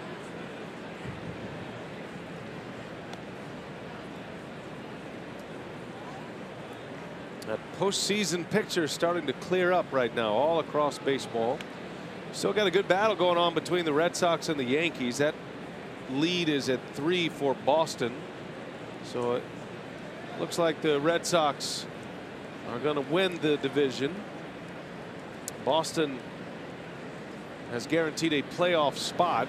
Their elimination number is 3 over the Yankees right now. So any combination of Red Sox wins or Yankee losses that equal 3. Both playing tonight. Boston is home against Toronto. The Yankees are home against the Rays. Cleveland has clinched the Central in the AL, and the Astros, with 98 wins, have clinched the West in the AL. Duvall out in front. High fly ball to right, and Santana is there for out number 2.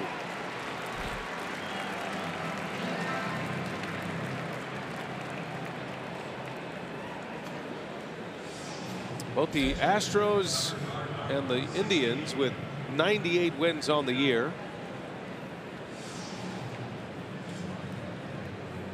Cleveland with a half-game lead in that overall record. They're trying to get the best record in the AL. Right now, the Indians, if the season ended today, the Indians would face the wild card winner in the American League, and then the Red Sox and the Astros. It's going to be a good postseason, isn't it? Yeah, it's going to be fun. There's going to be some good pitching. You got some big-time hitters. It's going to be interesting to see Aaron Judge in the postseason. It's a great story too with the Twins, huh? Yeah. Minnesota, they have an elimination number of 1 to clinch a playoff spot. Who would have thought? They're playing the Indians tonight in Cleveland. Soft liner right to second to end the inning. So Jacob Barnes has a good 5th scoreless inning. Brewers down 6-0 coming up.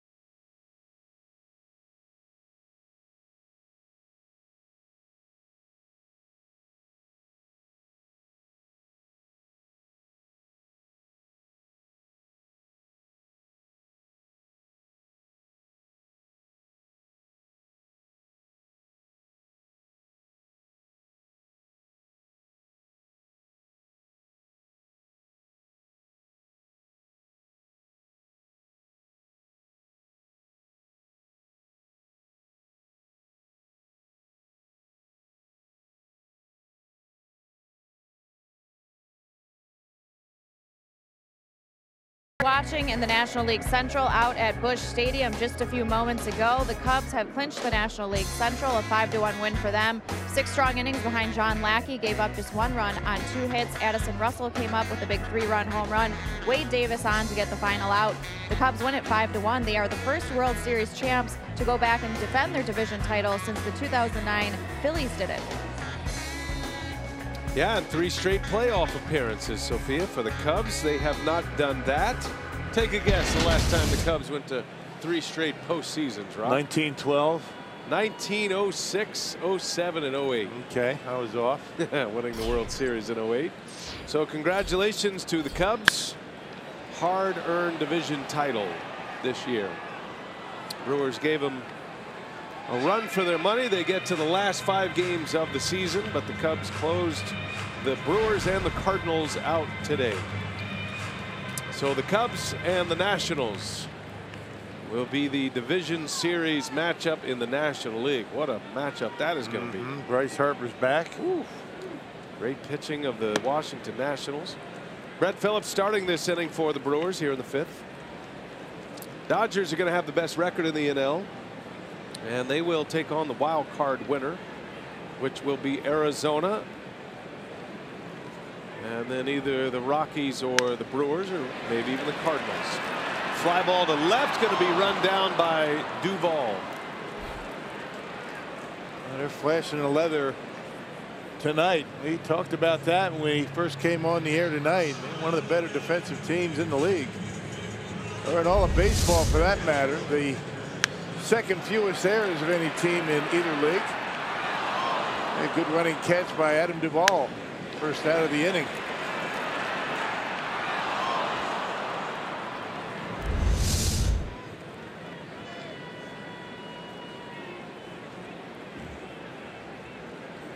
One away. Here is Jonathan Villar pinch hitting.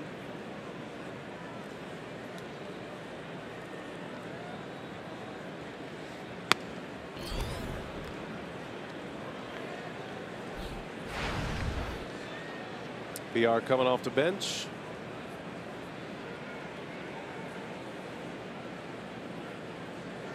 Mostly been a pinch hitter here in the last few weeks. Brewers have a pretty set rotation around their infield. Sogard, Walker, Arcia, Thames, all in a bit of a 4-man weave in those 3 spots. Walker can play second or first. Shaw's been the one constant. Arcia as well. It's short, but Council's been able to mix and match, and the odd man out right now is Villar.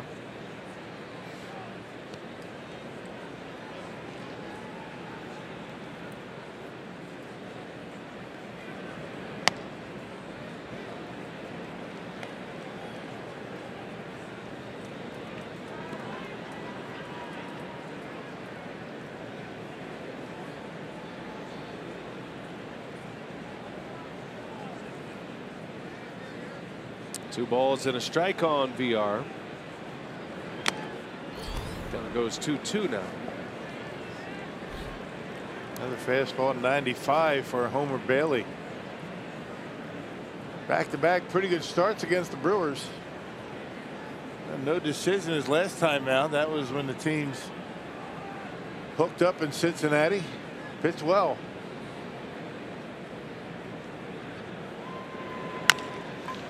Chopper, there is Peraza, and Villar is out. 2 gone in the inning for Bailey. Hey, take tomorrow afternoon off and head to Miller Park for the Crew's final regular season home game as the Brewers continue their postseason push with a matinee matchup against the Reds. Great seats are still available. Plus, don't forget the kids and seniors save 50% on tickets. Reserve your spot at brewers.com. You know, I got an email, and Brewers going to end up 10th in all of baseball in attendance. 10th. Okay, nice. Top 10. Yeah. That's great. Great fans. We always knew that. Yeah, that's great. Over 2.5 million this year. Get your tickets early for next year as well. It could be some fun next season. Yes, sir. This team's getting better and more prospects coming. And I would imagine Mark Atanasio, the Brewers owner, is going to be ready to open up the checkbook again. He always is. He just wants to make sure that the climate is right to do so, and the Brewers will certainly be on the hunt for players that can help put them over the top. When you have all these talented young players coming up. There's Mark Atanasio.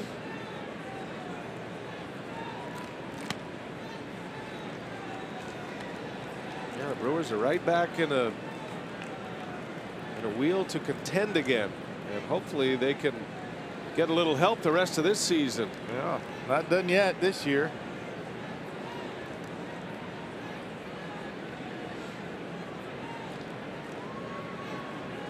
I can tell you, having lived it, the same feeling you have right now is the same feeling we had in 2008, coming to the end of the season with about 5 games left. But then the Mets fell apart. Yeah. And the Brewers kept winning behind their horse, CC Sabathia, and ended up claiming that wild card spot. What a thrill that was. And our buddy Wes Helms did not disappoint. Yeah. Playing for the Marlins at that time. Yeah. Dealt a severe blow to the Mets. They either lost the last 2 or 2 of the last 3. I can't remember exactly. But they dropped 2, and all they needed was 1 win to at least secure a tiebreaker game, which they could not. Thames draws a 2-out walk. He's on base for the 3rd time tonight. And that'll bring up Neil Walker. Yeah, the Brewers won that last game of the season against Chicago in 08, and that guaranteed a playoff at least with the Mets. A tiebreaker, yeah. And Brewers were headed to New York for the tiebreaker. Right, everybody was packed up, ready to go. And then the Mets lost that day. And instead, they had a pep rally down at the Summerfest grounds. That's right. Yeah. Yes, indeed. And then they went into the series with the Phillies. That was back when you went into the division series as the wild card winner. The double wild card setup came at 12. I like the new system. Yeah. I like the fact that it rewards the division champs. You go through a whole year and you win your division, one of the 3 divisions in each league. You deserve a series, and it sets up a great do or die, win or go home scenario in that wild card game, which if you don't win the division you should be subject to. Right. Creates great entertainment. They created that wild card idea, the 2 wild card teams, adding that extra team based on the success of those tiebreaker games. Neil Walker into center field. Hamilton turns and runs. He is at the wall, and he's got it for the out. Almost. But the Brewers still with a 0 on the board. 6-0 Reds. Walker almost put 2 on the board quickly. Yep, been that kind of night thus far.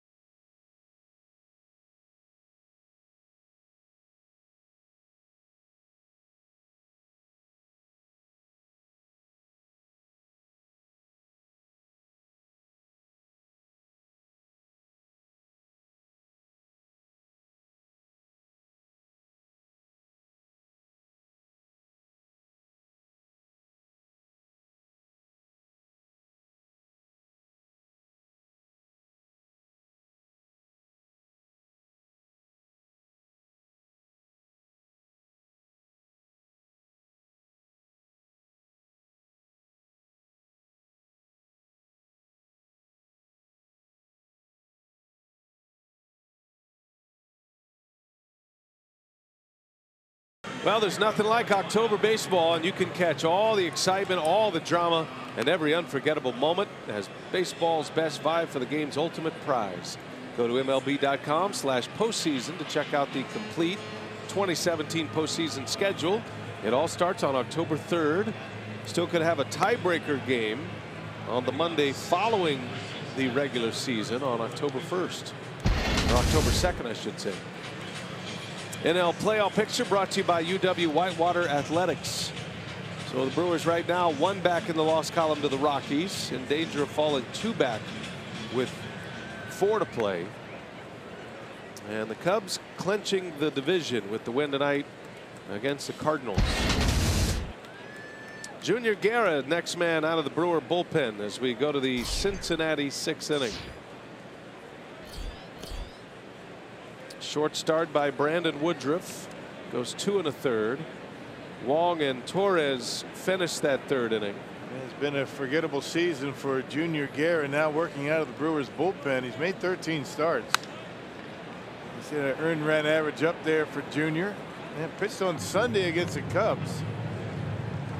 At 2/3 scoreless. He's made his last 6 appearances out of the bullpen. Opening day starter this year, Junior Guerra, who was injured his calf in the 3rd inning of that game while bunting and running out of the box. Cost him 6 weeks, and then he came back to the Brewers, just wasn't the same. Yeah, 2 different times on the DL, sent down to the minor leagues, and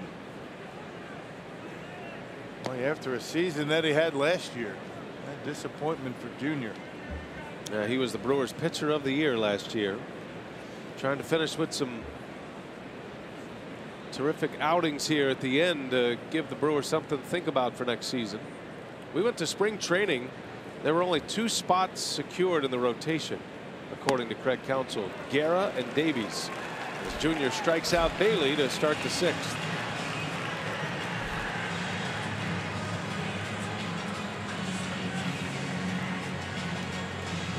Yeah, Jimmy Nelson, Chase Anderson had to make the rotation, not Garza. It's going to be a much different story next season for the Brewers. Chase has emerged as one of the elites. Continues to get better and better. Hamilton a swing and a foul. You saw Chase over there talking to Brent Suter, who's tomorrow's starter. Very curious to see what they do with that guy, Josh Hader, next year. Showed a really good changeup last night. Do a lot of them. On the ground, backhanded by Thames. He'll scurry over to the bag for the out. Hamilton's retired. Yeah, and that's the thing about Hader. I mean, everybody knows all about the fastball, but if he gets that changeup slider going, then now you're talking about a bona fide starter. A guy that can get through the lineup 2 or 3 times. Hasn't really had to do that up here yet.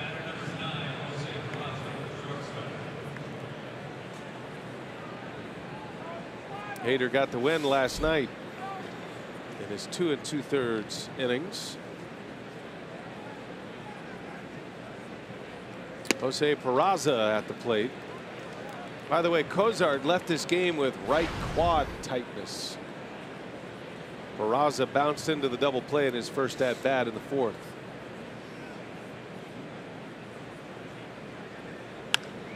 Slow roller out to Arcia.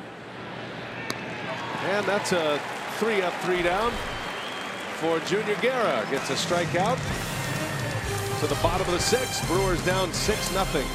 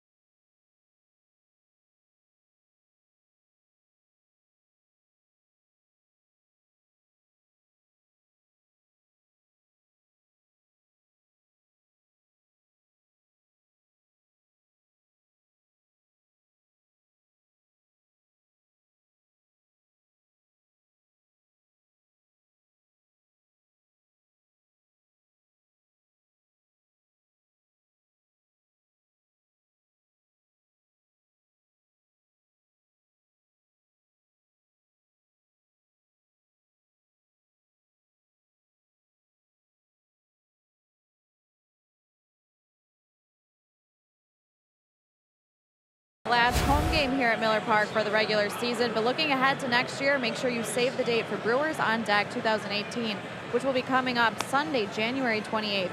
If you get your tickets by December 1st, you'll receive a free ticket to a 2018 home game. And this year, the crew is offering a new feature, Breakfast with the Brewers package, that includes the opportunity to eat breakfast with your favorite players, coaches, and alumni before the event. So make sure you visit brewers.com/on-deck. And BA and Rock, hard to believe we're already talking about Brewers on Deck, but it comes up quick in the offseason. Yeah, and it'll be in a perfect spot to try to warm up inside, and Rock will have his fantasy camp either in progress or just completing. Yeah. At that point, right? 28th of January. We'll be done. Okay, great. Done by a day. See you there. That'll be fun.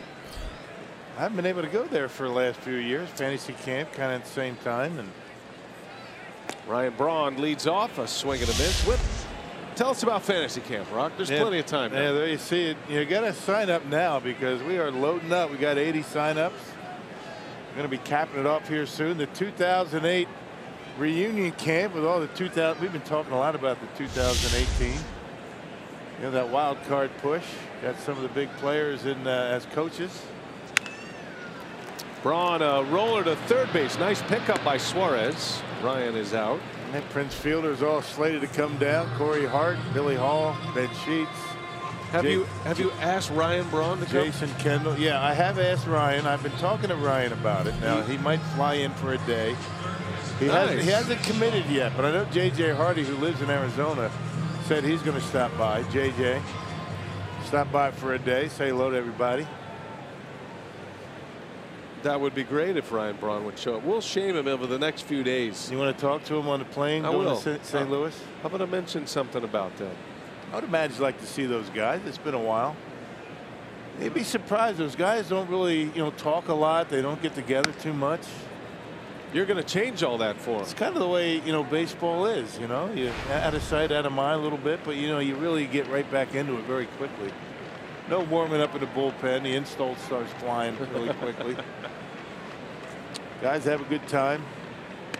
That was a breakthrough team, 08. Brewers had a 26-year drought between postseason appearances from 1982 to 2008 when that team finally made it into the postseason. That'll have a special place. And then the 2011 team under Ron Renicky, division champs. Right to Bailey. And we're headed, no, we aren't. 2 outs. Don't jump ahead. 2 outs in the 6th. You got all excited about the fantasy camp. Yeah, I was thinking. See, now you're starting to see things my way. I mean, when we start talking about fantasy camp, I lose all sense of what's going on out there. I think fantasy camp should be 2-out innings. That would be much more. And you know what? There's still long innings. Ed Cedar will be there. They're not long innings when you face Jerry Augustine, when he's your coach, and then you get into the coach pitch when your own manager throws for your team. So Augie was my manager when I was there one of the years, and then he's pitching against us. And even though he's trying to give up hits, he's just flat out nasty. He can't throw the ball straight. It's filthy. Have you ever played catch with Jerry? Of course. Cuts, sinks. It's like all over your shins and off the heel of your glove. And imagine a bunch of deadbeats trying to get a hit off of him, and he's throwing it as soft as he can. He's throwing a no-hitter against his own team. But he's a fantastic fantasy camp manager. Had Don Money one year too. What year was it that you went? I don't remember. I mean, you went for your 40th birthday, right? Did I? How many years ago was that? Like 8? 6? I don't remember. Only thing I remember about that is what I deal with every day. That little twinge right there, that pinch right in my right shoulder. Every day since then. It might have been those 9 innings you pitched day one. That was 12 innings. 12 innings. I went 12. Thanks to Augie. You shouldn't do that. He kept rolling me back out. You can't do that. He'd say, you got a good slider going, kid.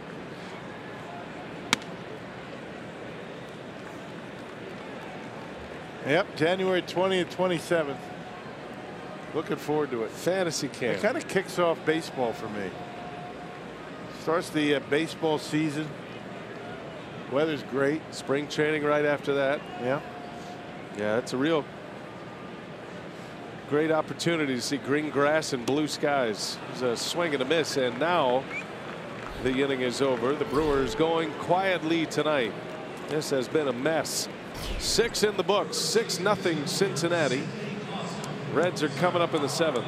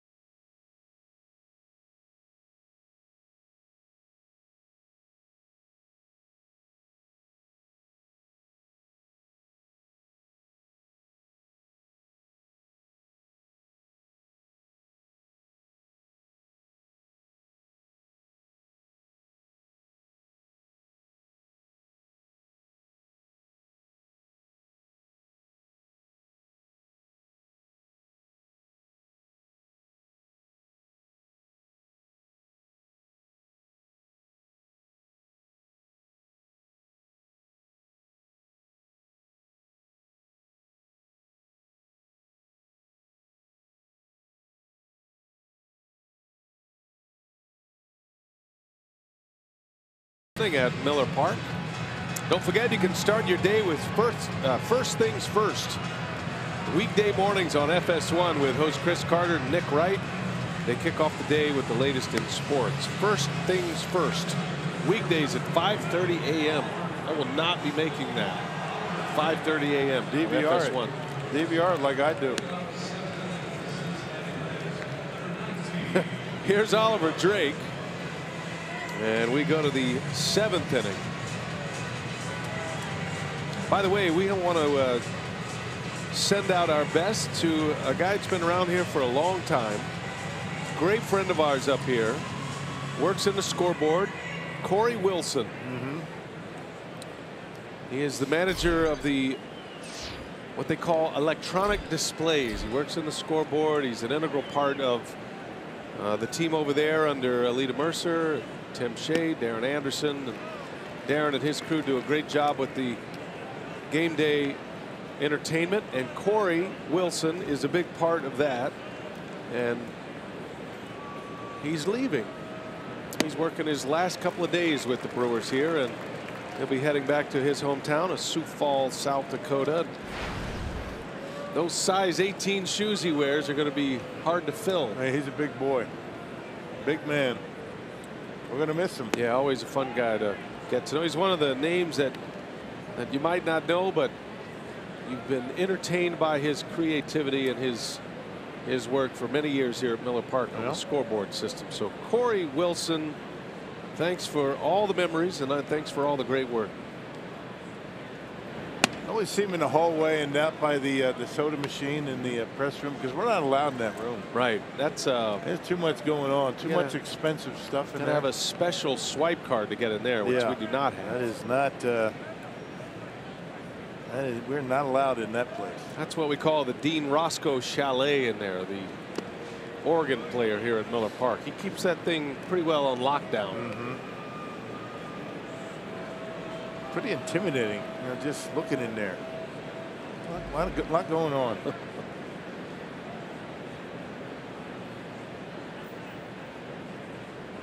Hard to believe this is the second to last home game of the regular season.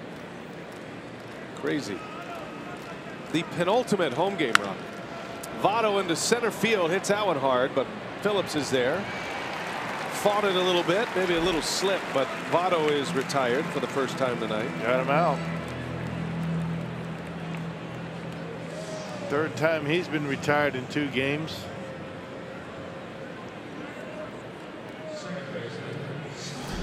Penultimate, huh? Penultimate. Next to last. It's a good word for your off season. Question is, why don't you just say next to last? I did the first time.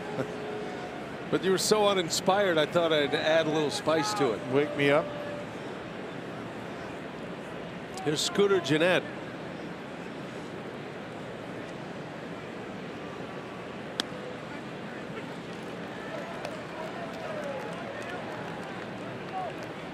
Did you see Scooter Gennett's, the nickname he chose on the back of his jersey for Players Weekend? I don't remember. The name on the back of his jersey was Ryan. His real name? Which is his first name. Yeah. Because he goes by his nickname, Scooter. A little concern as he fouled one into the seats over there.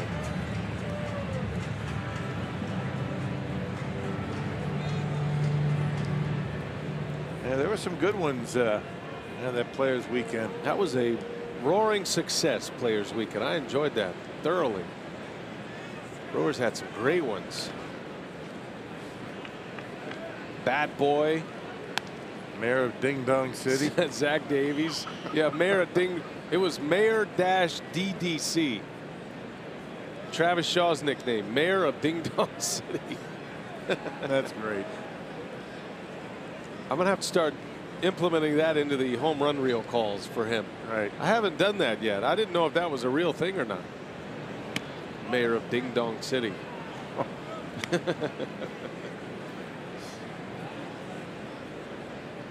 That's not a nickname you give yourself. Doesn't seem like a guy that would call himself that. That was bestowed upon him by his teammates, I would imagine. I like Santana's nickname too. Shomingo.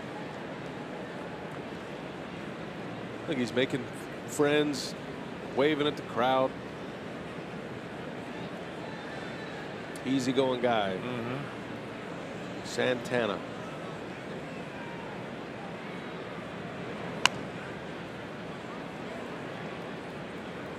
Jimmy Nelson was the big sweat. Appropriate. Pineapple.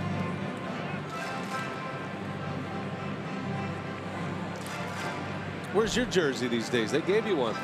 Said Rock. It's at home. Yeah, hanging up. Waiting for next year. Right next to the Clemson jersey. Yeah. And the Babe Ruth ball. 3-2 pitch. Gennett gets jammed. A pop up out to Shaw. And the second out of the inning. As always, we thank our great crew here in Milwaukee. Tonight's producer, Brent Reland, affectionately known as Brett Ryland. Mark Vittorio directing tonight's game. See all the gifts he brought to the ballpark today? You know, I did see a lot of gifts. Wow. Seemed like everybody got a gift from the director today. Except? Still looking for mine up here. It's probably a card somewhere. Hey, you got the bill.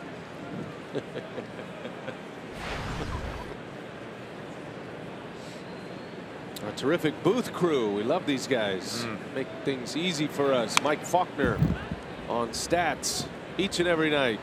Mr. Brewers baseball. Knows everything about everything that ever was. Milwaukee sports in general. Oh yeah, I forget he did the Bucks. Does the Bucks too. We don't count that though. It's only so much you can do with Jim Paschke, right? He makes us real smart. Jim and I know that. Renee Hoffman, our outstanding stage manager, who is the only member of the Stage Manager Hall of Fame. 21 years in the Brewers television booth. Imagine that. Started when she was 7. It's like Doogie Howser. We love them all. We love working here. A swing and a miss. Drake with a strikeout on Suarez. 3 up and 3 down. The Brewers are headed for the bottom of the 7th. It is stretch time at Miller Park.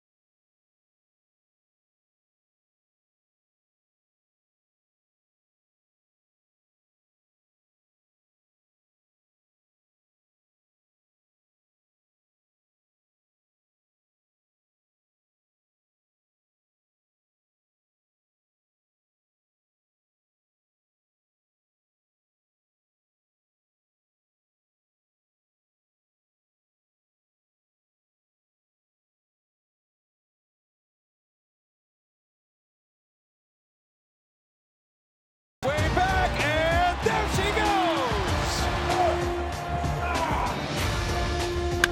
That one's into center field. Did he get it? Yelich is back. He looks up, and it is gone! A home run for Vogt. One of the great memories for Stephen Vogt. One of the big moments here at Miller Park this year. A couple of homers for Vogt, acquired from the Oakland Athletics. And Vogt ready to lead off here as we play in the bottom of the 7th inning. Brewers down 6-0. Brewers looking for one of those Mother's Day comebacks that they had against the Mets. They were down 6 runs in that game. Homer Bailey has pitched a shutout thus far on a 4-hitter.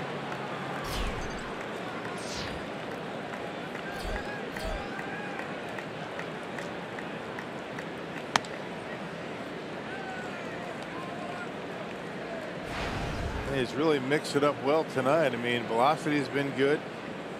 He's mixed in some split-fingered fastballs, a slider. Very effective for Bailey.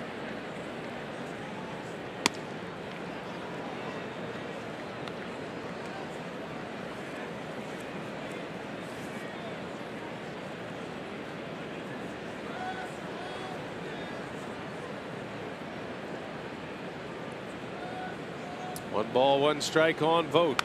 Pulls one foul.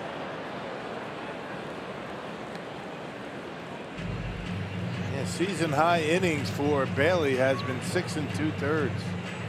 That was back in July against the Diamondbacks. One of his better starts this year.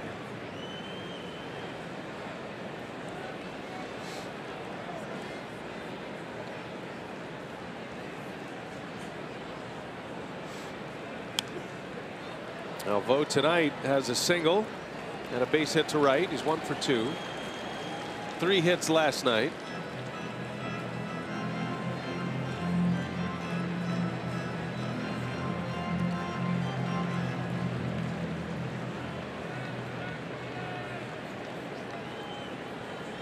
One ball, 2 strikes.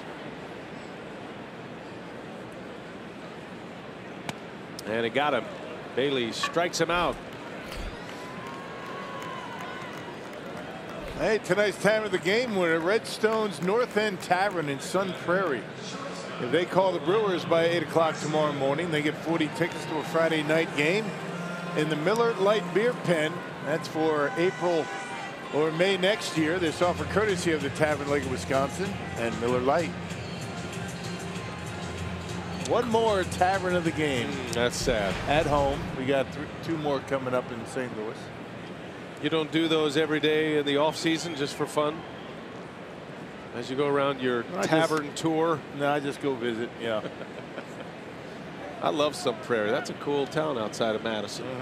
They've got an incredible high school sports complex there at Sun Prairie.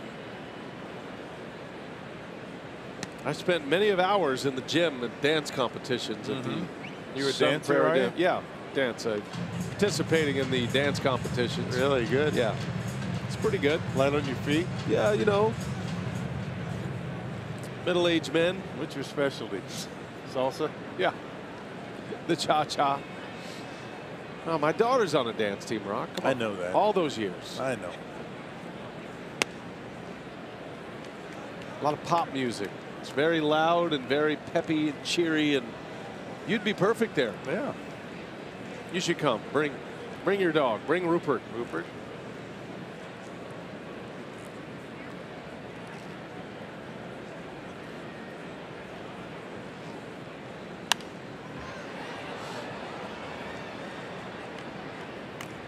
Arcia with one away here in the 7th.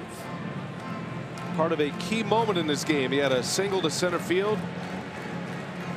And the Brewers tried to score on that 2-out base hit. Billy Hamilton was having none of it. He threw Shaw out at the plate. And that ended the inning. Brewers would have had the bases loaded with 2 outs. You never know how the game turns. Fly ball into shallow right center. And it's Shebler for out number 2. I think the Brewers were surprised that in that situation and with a 6-0 lead that Hamilton would throw into home plate. I think the Brewers were counting on Hamilton going to third with it, conceding the run, but that wasn't going to happen. You never want to make that an out at the plate down by 6 runs. Hamilton second in the big leagues to his teammate Duvall for outfield assist. Brett Phillips at the plate with 2 away.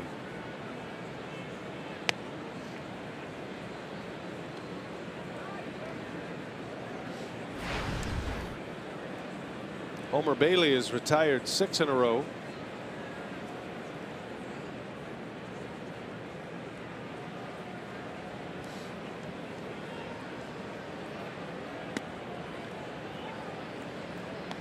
That 5-run 3rd inning for the Reds, sticking out like a sore thumb on that scoreboard.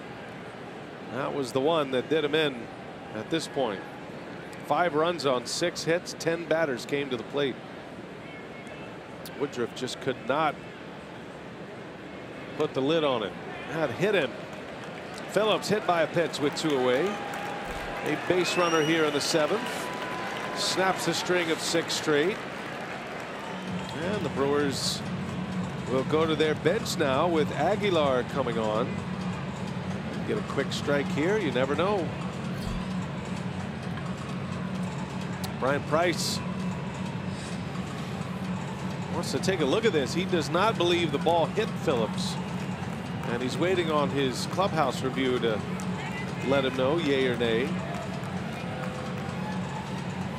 And he's asking, nope, says play on.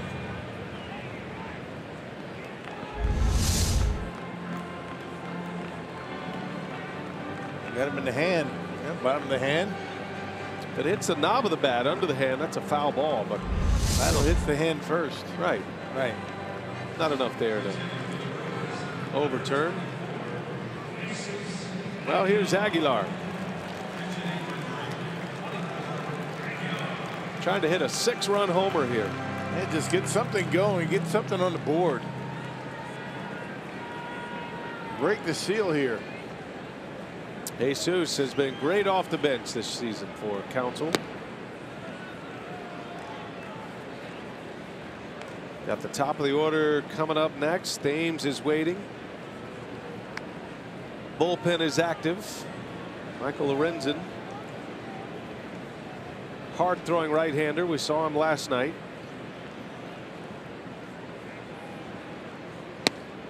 In there for a strike.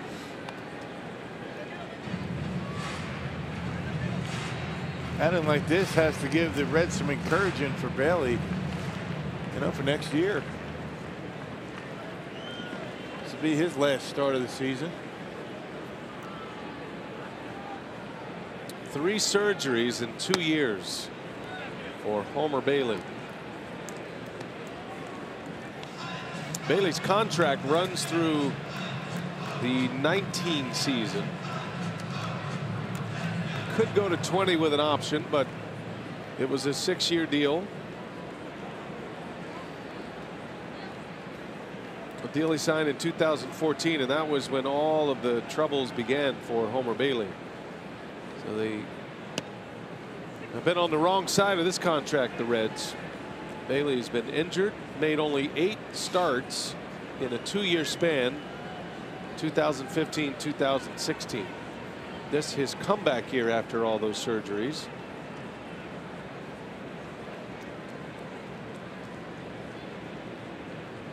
He's got good stuff. There's no question if he gets his command back. He was one of the tougher right-handers going there for a little while in the league back in 11 and 12. Interesting though, his win total, the highest win total he had was 13 wins. Very inconsistent throughout his career, although he did throw the 2 no-hitters. When he's good, he's really good, but he can have some really meltdown starts.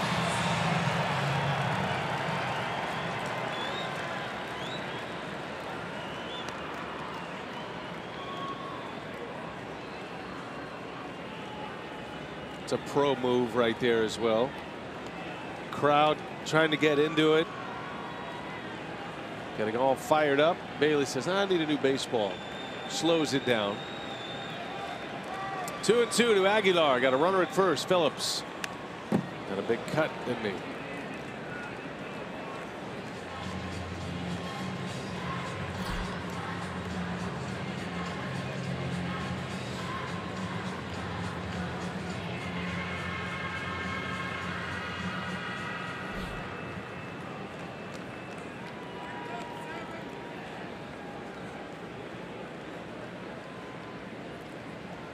Do it again. Another 2-2 pitch. And the count goes full. That splitter down in the dirt. Well, you figure Aguilar is going to get something to hit here.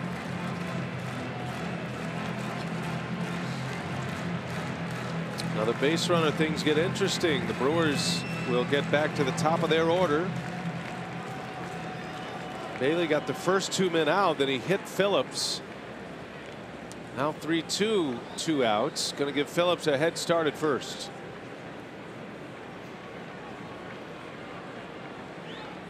There he goes. Aguilar, a little soft liner right to Jeanette to end the inning. And the shutout intact. A 4-hitter for Bailey. 6-0 Reds.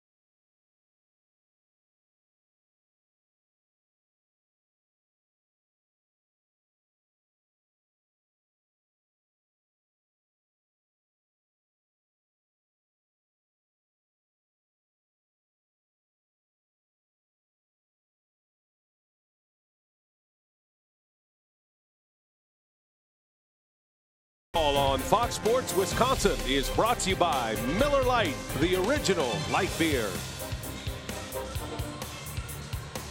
Joey Votto and Scooter Gennett, part of a big 5-run inning for the Reds in the third. Homer Bailey has spun a shutout thus far.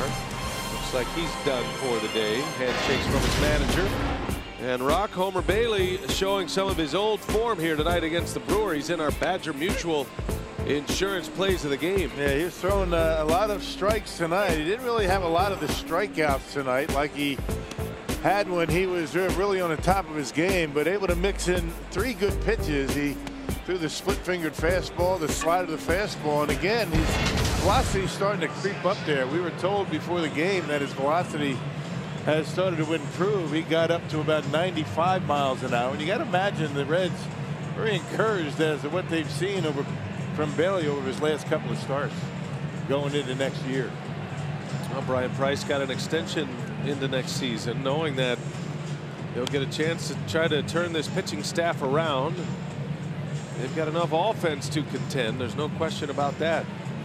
Matt Garza is on the mound for the Brewers in a 6-0 game. Taken out of the rotation. Garza in the final year of his contract.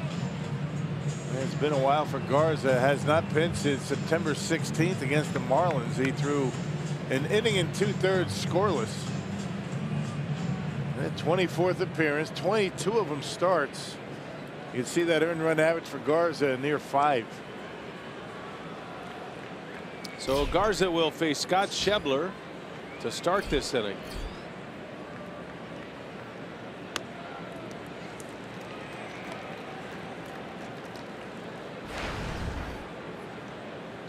Rockies won earlier today. They beat the Marlins, took 2 out of 3 in that series. Brewers in danger of falling 2.5 back in the wild card race.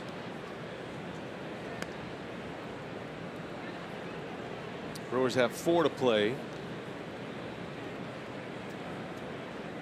Rockies' elimination number on the Brewers right now is 3. Schebler pops this one up. Long run over there. Who's going to take it? It'll be Vogt with the shift on. Vogt had to go down the line. Yeah, he is light on his feet these days. Still wearing that knee brace, but running around like a 20-year-old. Well done.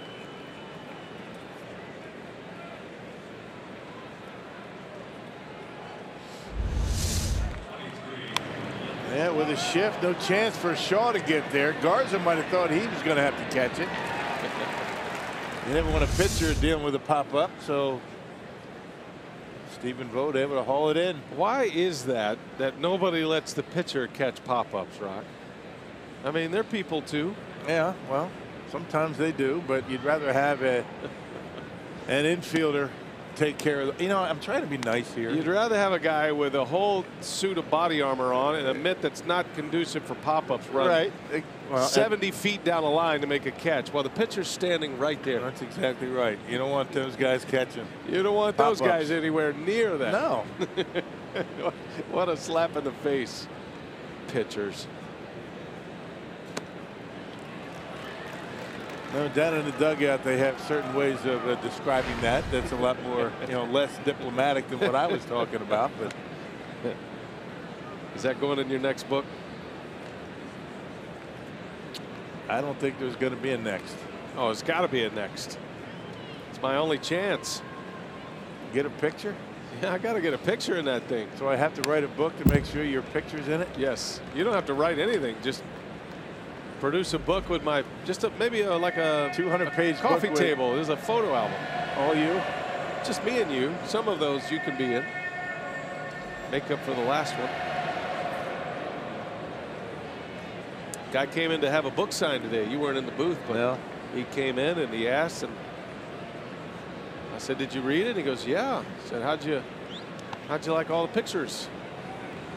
Great. So what do you think about my picture? He thought it was fantastic. Yeah, means you didn't read it. You signed it for him, though. I appreciate that. I did. Michael.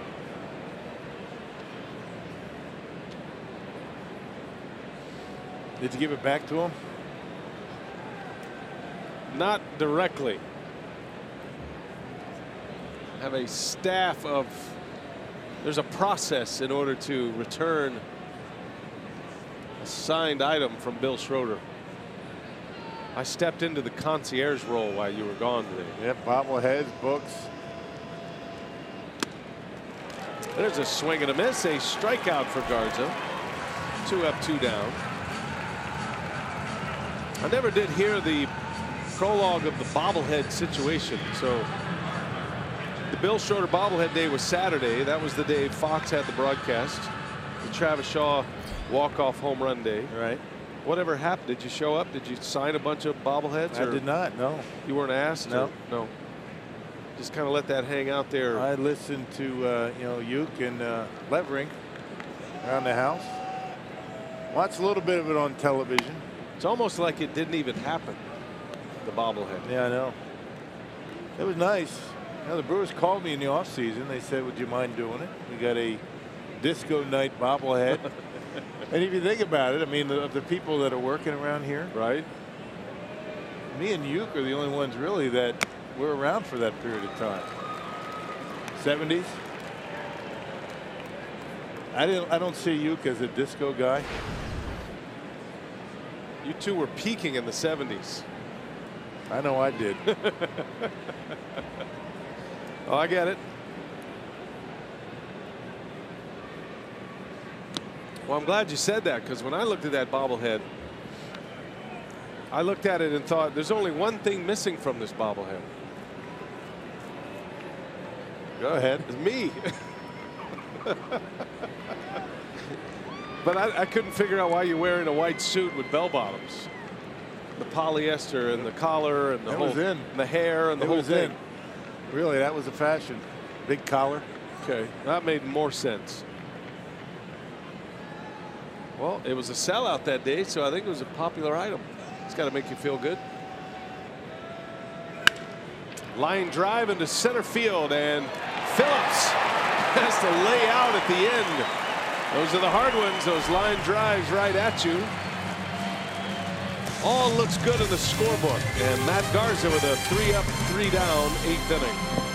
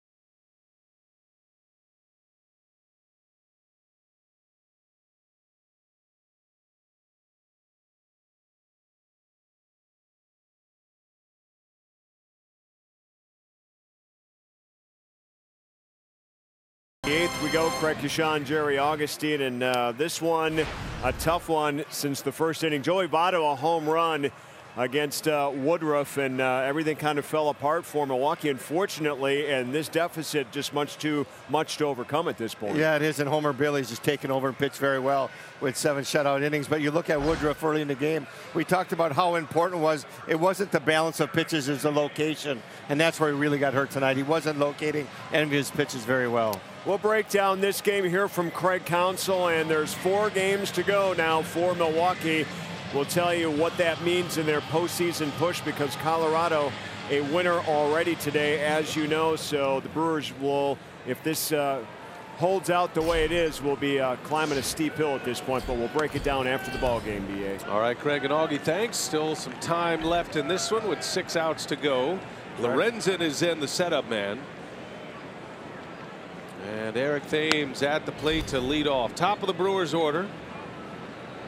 Lorenzen, a hard-throwing right-hander.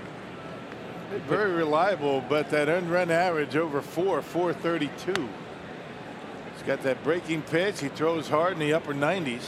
Pretty straight fastball. Threw a scoreless inning last night that included a couple of strikeouts.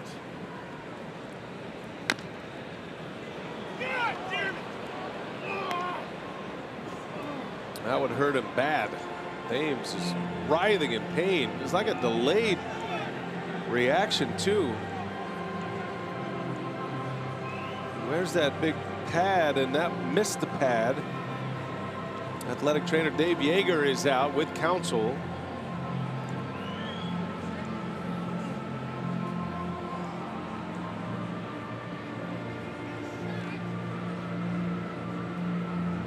You see a reaction like that, would lead you to believe that that is something serious.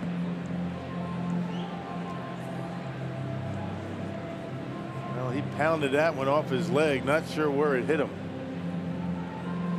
He's having a rough time.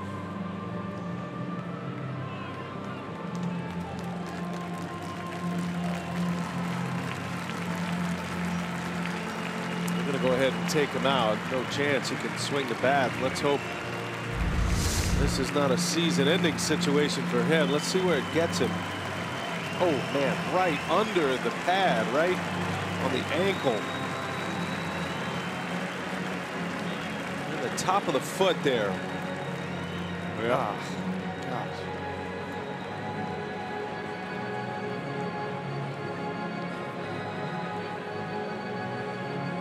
So Thames is going to come out mid-count. 1-2 is the count. And Eric Sogard will come finish the at-bat.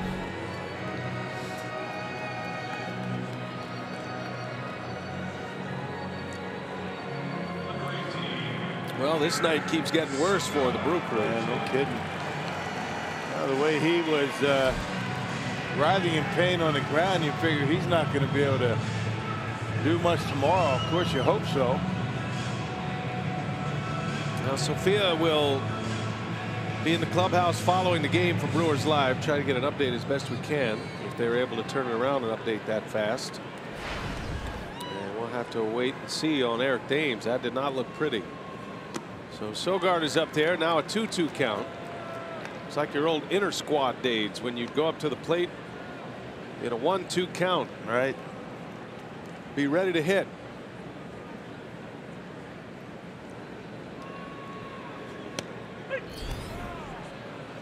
And down he goes.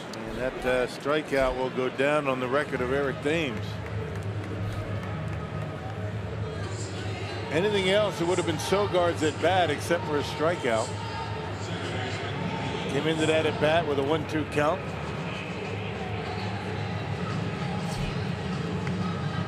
So 1 away here in the 8th, and that'll bring up Neil Walker.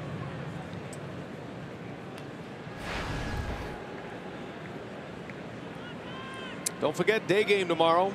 3 o'clock start. Moved up the start from some of the original schedules. So if you're looking at your schedule and it shows something other than 3 o'clock, then don't believe it. We're here to tell you. Last game of the regular season at Miller Park. Brent Suter will pitch for the Brewers tomorrow. First pitch at 3:10. Airtime at 2:30.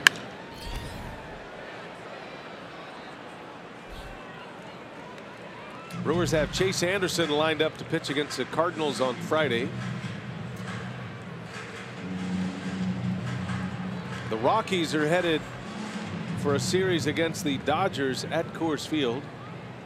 Hyunjin Ryu will start that series for the Dodgers. Then Kershaw will pitch game 2. Dodgers haven't announced a game 3 starter yet, the last day of the year. 2 outs in the inning. Our Miller Lite What's on Tap. So tomorrow it's Sal Romano against Brent Suter, the Cincinnati native. Brent went to Moeller High School in Cincinnati. And he'll get the start against the team he grew up rooting for. Miller Lite, what's on tap? 2:30 for Brewers Live.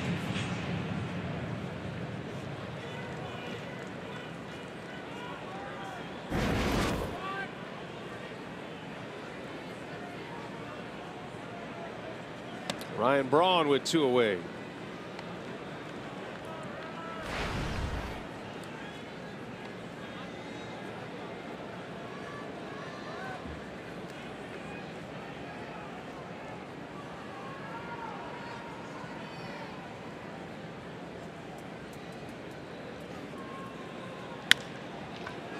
And a roll or two, Peraza.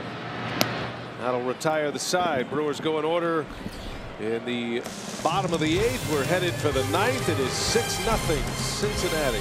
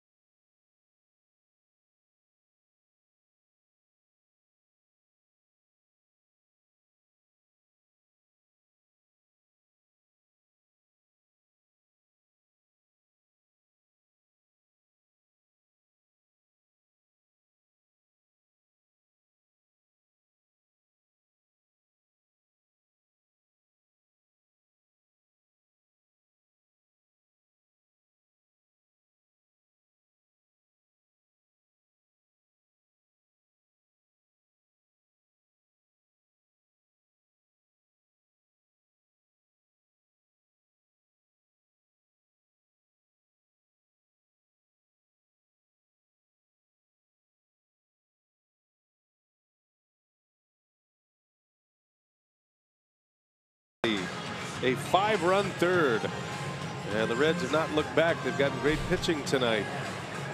Homer Bailey went 7 shutout. Lorenzen just pitched a scoreless 8th. Brewers will have Williams on the mound for this 9th inning.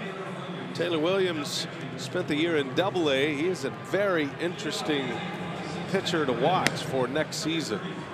Coming back from 2 years out with Tommy John surgery, and had a bang-up year in Double-A, and so good down there they decided to bring him to the big leagues. And Taylor Williams will get a chance to pitch in late September, and he'll have a great shot to make this ball club next year. Perez enters the game in left field. That'll get Braun off his feet. Sogard comes in to play second, moving Walker to first. Eric Thames leaving the game after fouling one off his foot. And then Williams on the mound.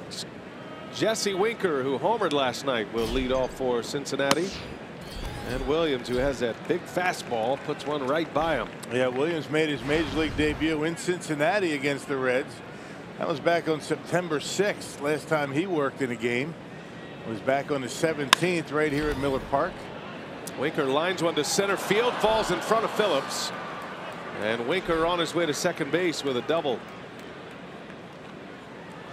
He's had a couple of good at bats in this series. Last night a home run as a pinch hitter, and tonight a base hit.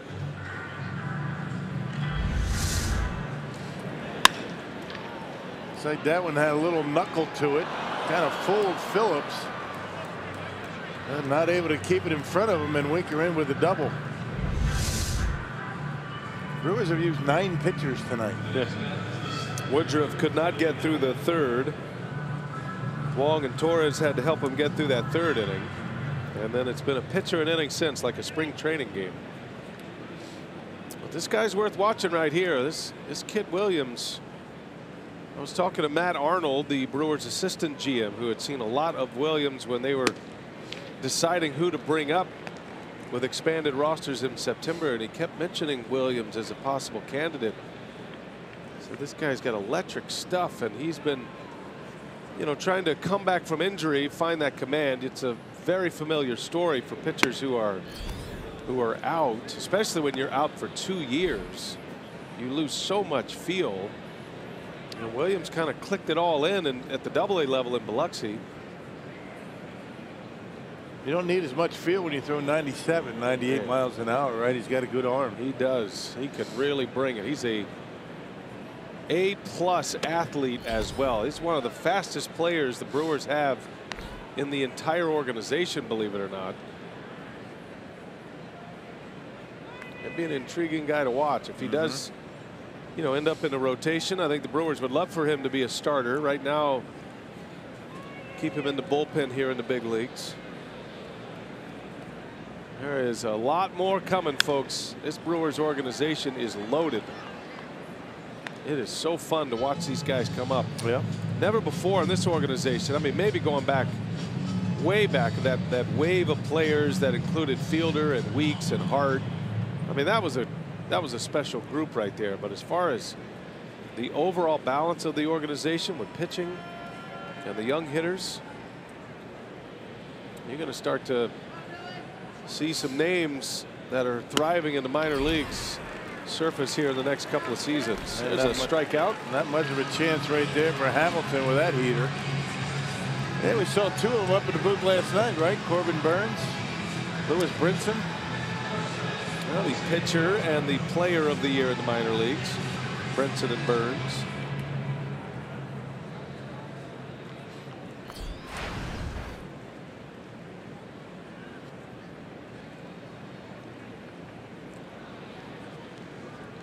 Here's Peraza now with a runner at second base, one away.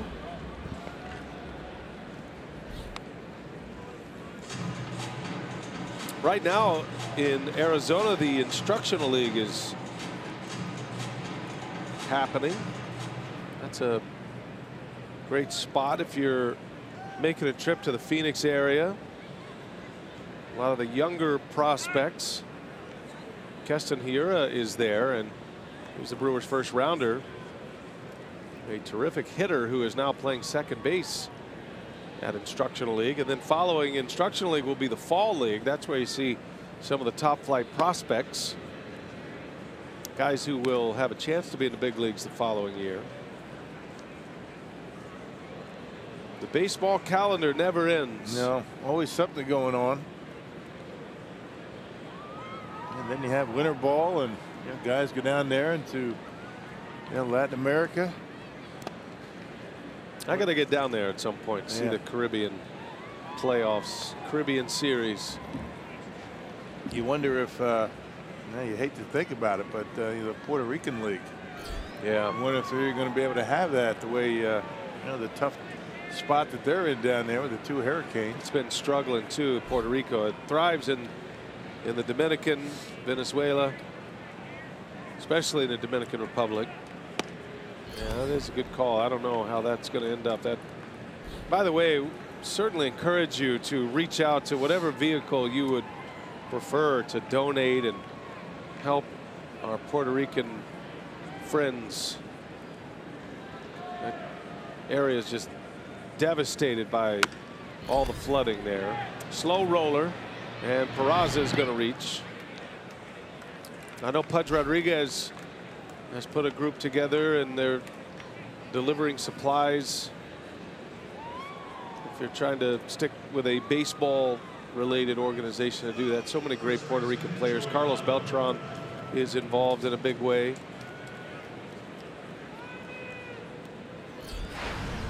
Yeah, they need help. It is easy to search out and find some of the relief efforts for Puerto Rico. They're going to be without power. A lot of the folks down in Puerto Rico for months. Well, the agriculture there just devastated. Where's it all going to come from now?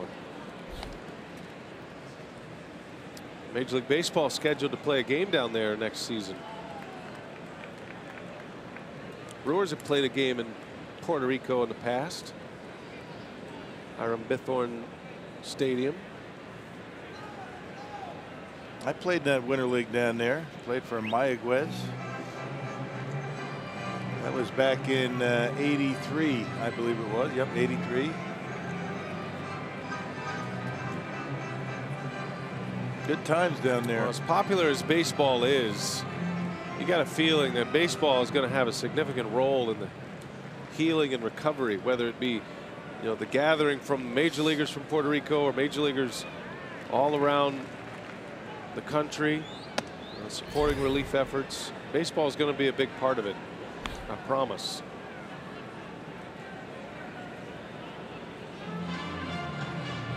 Stephen Vogt trying to calm down his he's young just pitcher. reaching back and throwing as hard as he can. He's throwing a few sliders. Hasn't been able to find the plate with them. A little anxiety dealing with Joey Votto, I'm sure. Right. With 2 runners on. Trying to throw extra hard.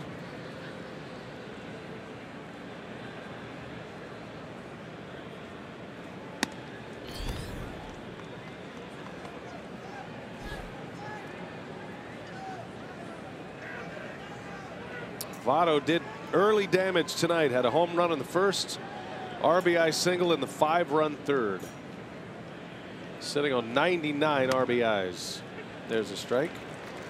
2-2 the count. Just watch the way this guy battles. I mean, it's 6-0. Nothing on the line here for the Reds. And Joey Votto's up there as if he was in Game 7 of the World Series. Yep, every day. It's the way he goes about it. In the air to center field. Phillips eases in. And Williams retires Votto for the second out. Hey, watch the Drive to the Pennant with MLB.TV every night on every device. Watch every out-of-market regular season game live, plus get a free subscription to At Bat Premium. #1 app for live baseball. Blackout and other restrictions apply. Visit MLB.TV for details. 2 outs here in the 9th. Scooter Gennett coming up.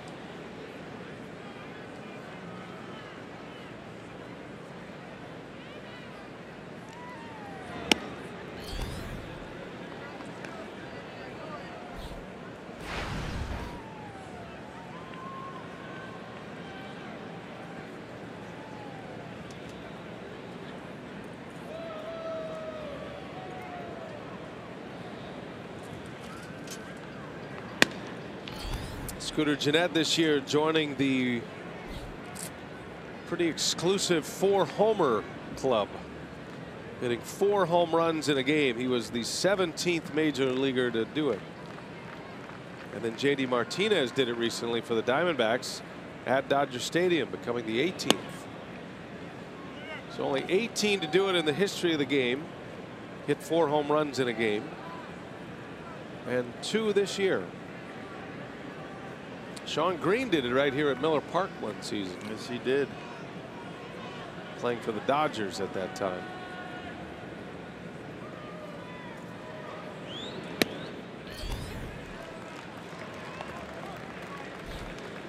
It's an amazing feat if you think about it. 4 in one game.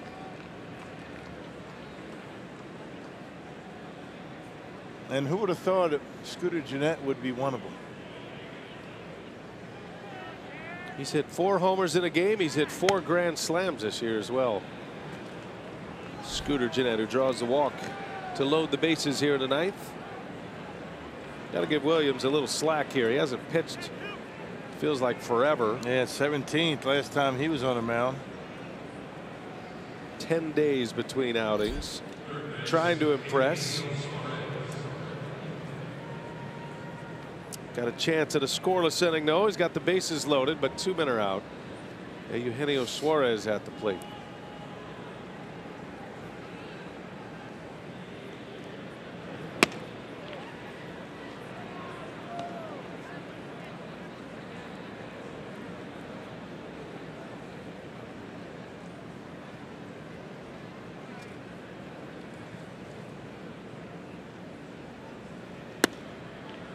They gave a car away tonight. partner. Yeah, guy just up here right by us. Section 337. He won a brand new Chevy Equinox. Come to a game. Some people get a foul ball if you're lucky. Yeah. Some people get a car. Into center field. Phillips is there, and that will end the inning, and the Reds strand them loaded. All right, last call for the Brewers. They need 6 to tie. Might as well get 7.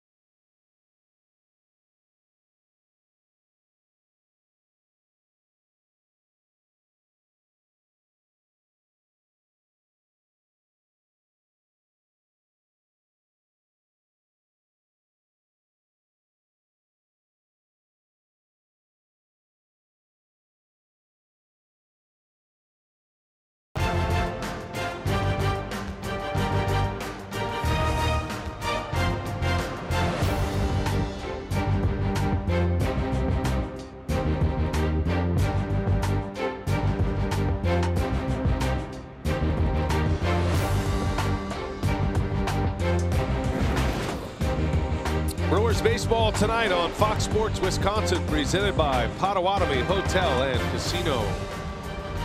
Brewers on the wrong end of a 6-0 ball game here as we head to the bottom of the 9th. Rockies won earlier today. The Brewers in danger of dropping 2.5 back. Don't give up hope, folks. There's still a chance. They're saying there's a chance. Brewers are going to have to come back, try to win the series tomorrow.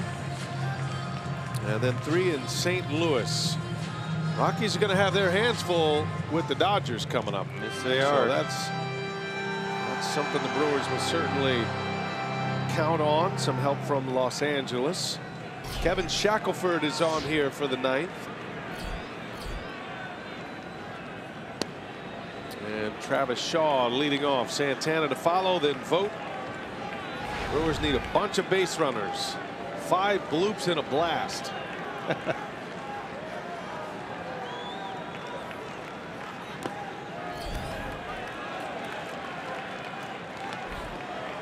Fan appreciation night here at Miller Park. I'm sure these players would very much love a different story here this evening. Great fans. Players always talk to us about the support here in Milwaukee.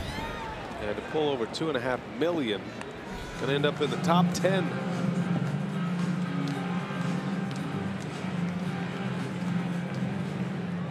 Incredible fans that we've had year after year here at Miller Park.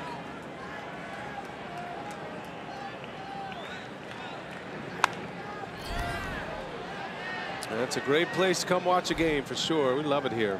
I was talking to Matt Vasgersian, who did the Fox game this weekend. By the way, it's his 50th birthday tomorrow. Matt Vasgersian. Happy birthday, Matty. He was talking about how much fun he had here. He hadn't been here since '07 and loving the ballpark, the fans, the whole experience in Milwaukee. He was raving about this city. He was here for 5 years, but still has a part of him. Yeah, well, he got to start announcing Major League Baseball here in Milwaukee. First big league job. 3-2 the count. In the dirt, there's a base runner. Brewers need 4 more just like it to bring the tying run to the plate.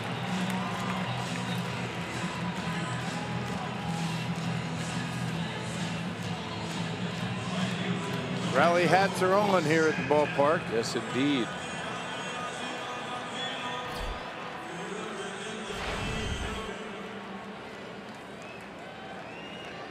Domingo Santana will bat.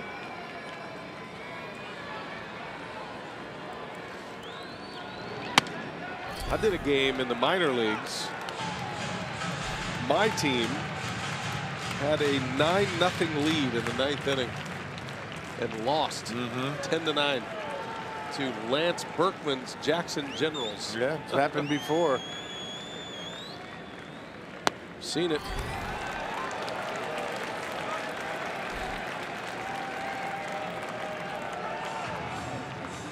And most of the time, bad control on walking batters is a big part of it. Shackelford already walking 1. He's down in the count 2-0.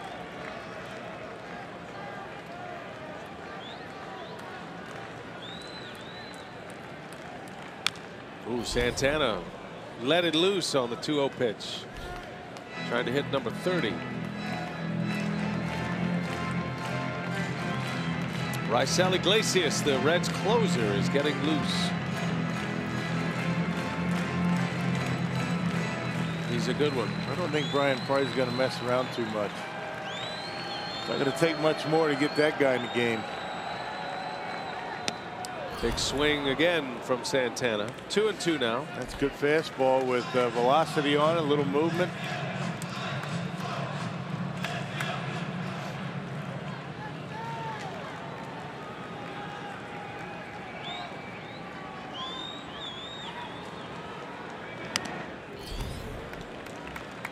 Keeping it right there in on Santana.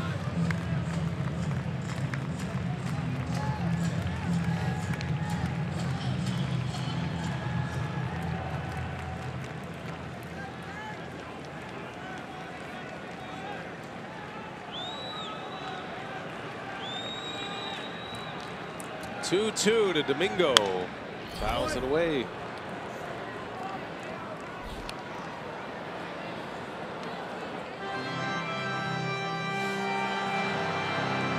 Twins could clinch a playoff spot tonight. They lost their game against Cleveland, but the Angels are tied with the White Sox right now in the 8th inning. If the White Sox win that game, the Twins are in.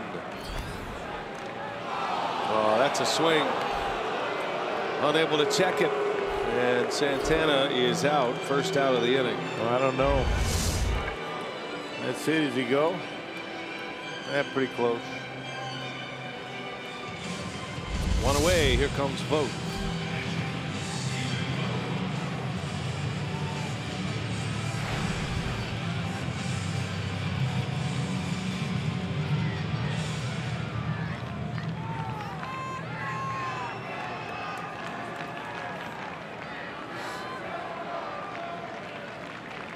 Got Shaw at first base, and Vogt takes a strike from Shackelford, just pouring in the fastballs at this point.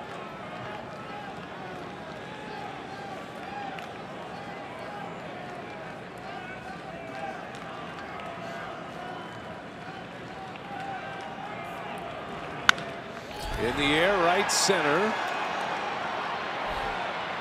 And Hamilton is there for the second out.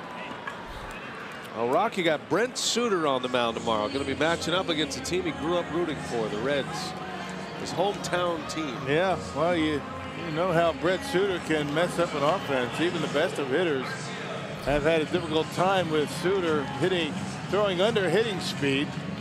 And they were all over Woodruff, who was throwing in the mid-90s. Let's see if Suter can baffle him tomorrow. Brewers need a big win tomorrow. Going to have to win out at this point, Milwaukee. Yep. With 4 to play.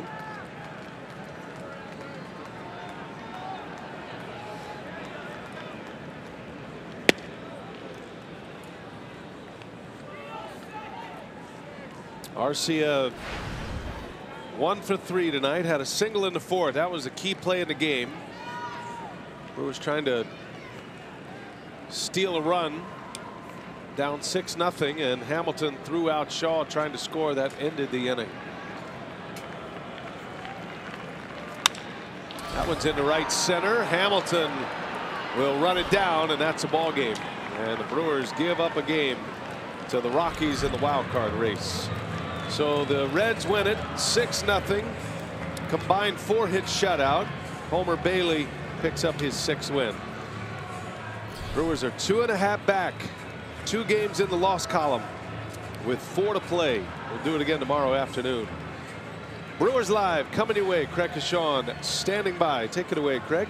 Okay, BA, thanks very much. Boy, the Reds have been a thorn in the Brewers' side in the month of September. We'll look at that, hear from Craig Counsell, and get you set for the final game at home in the regular season coming up tomorrow. Stay with us. Brewers Live presented by Ascension.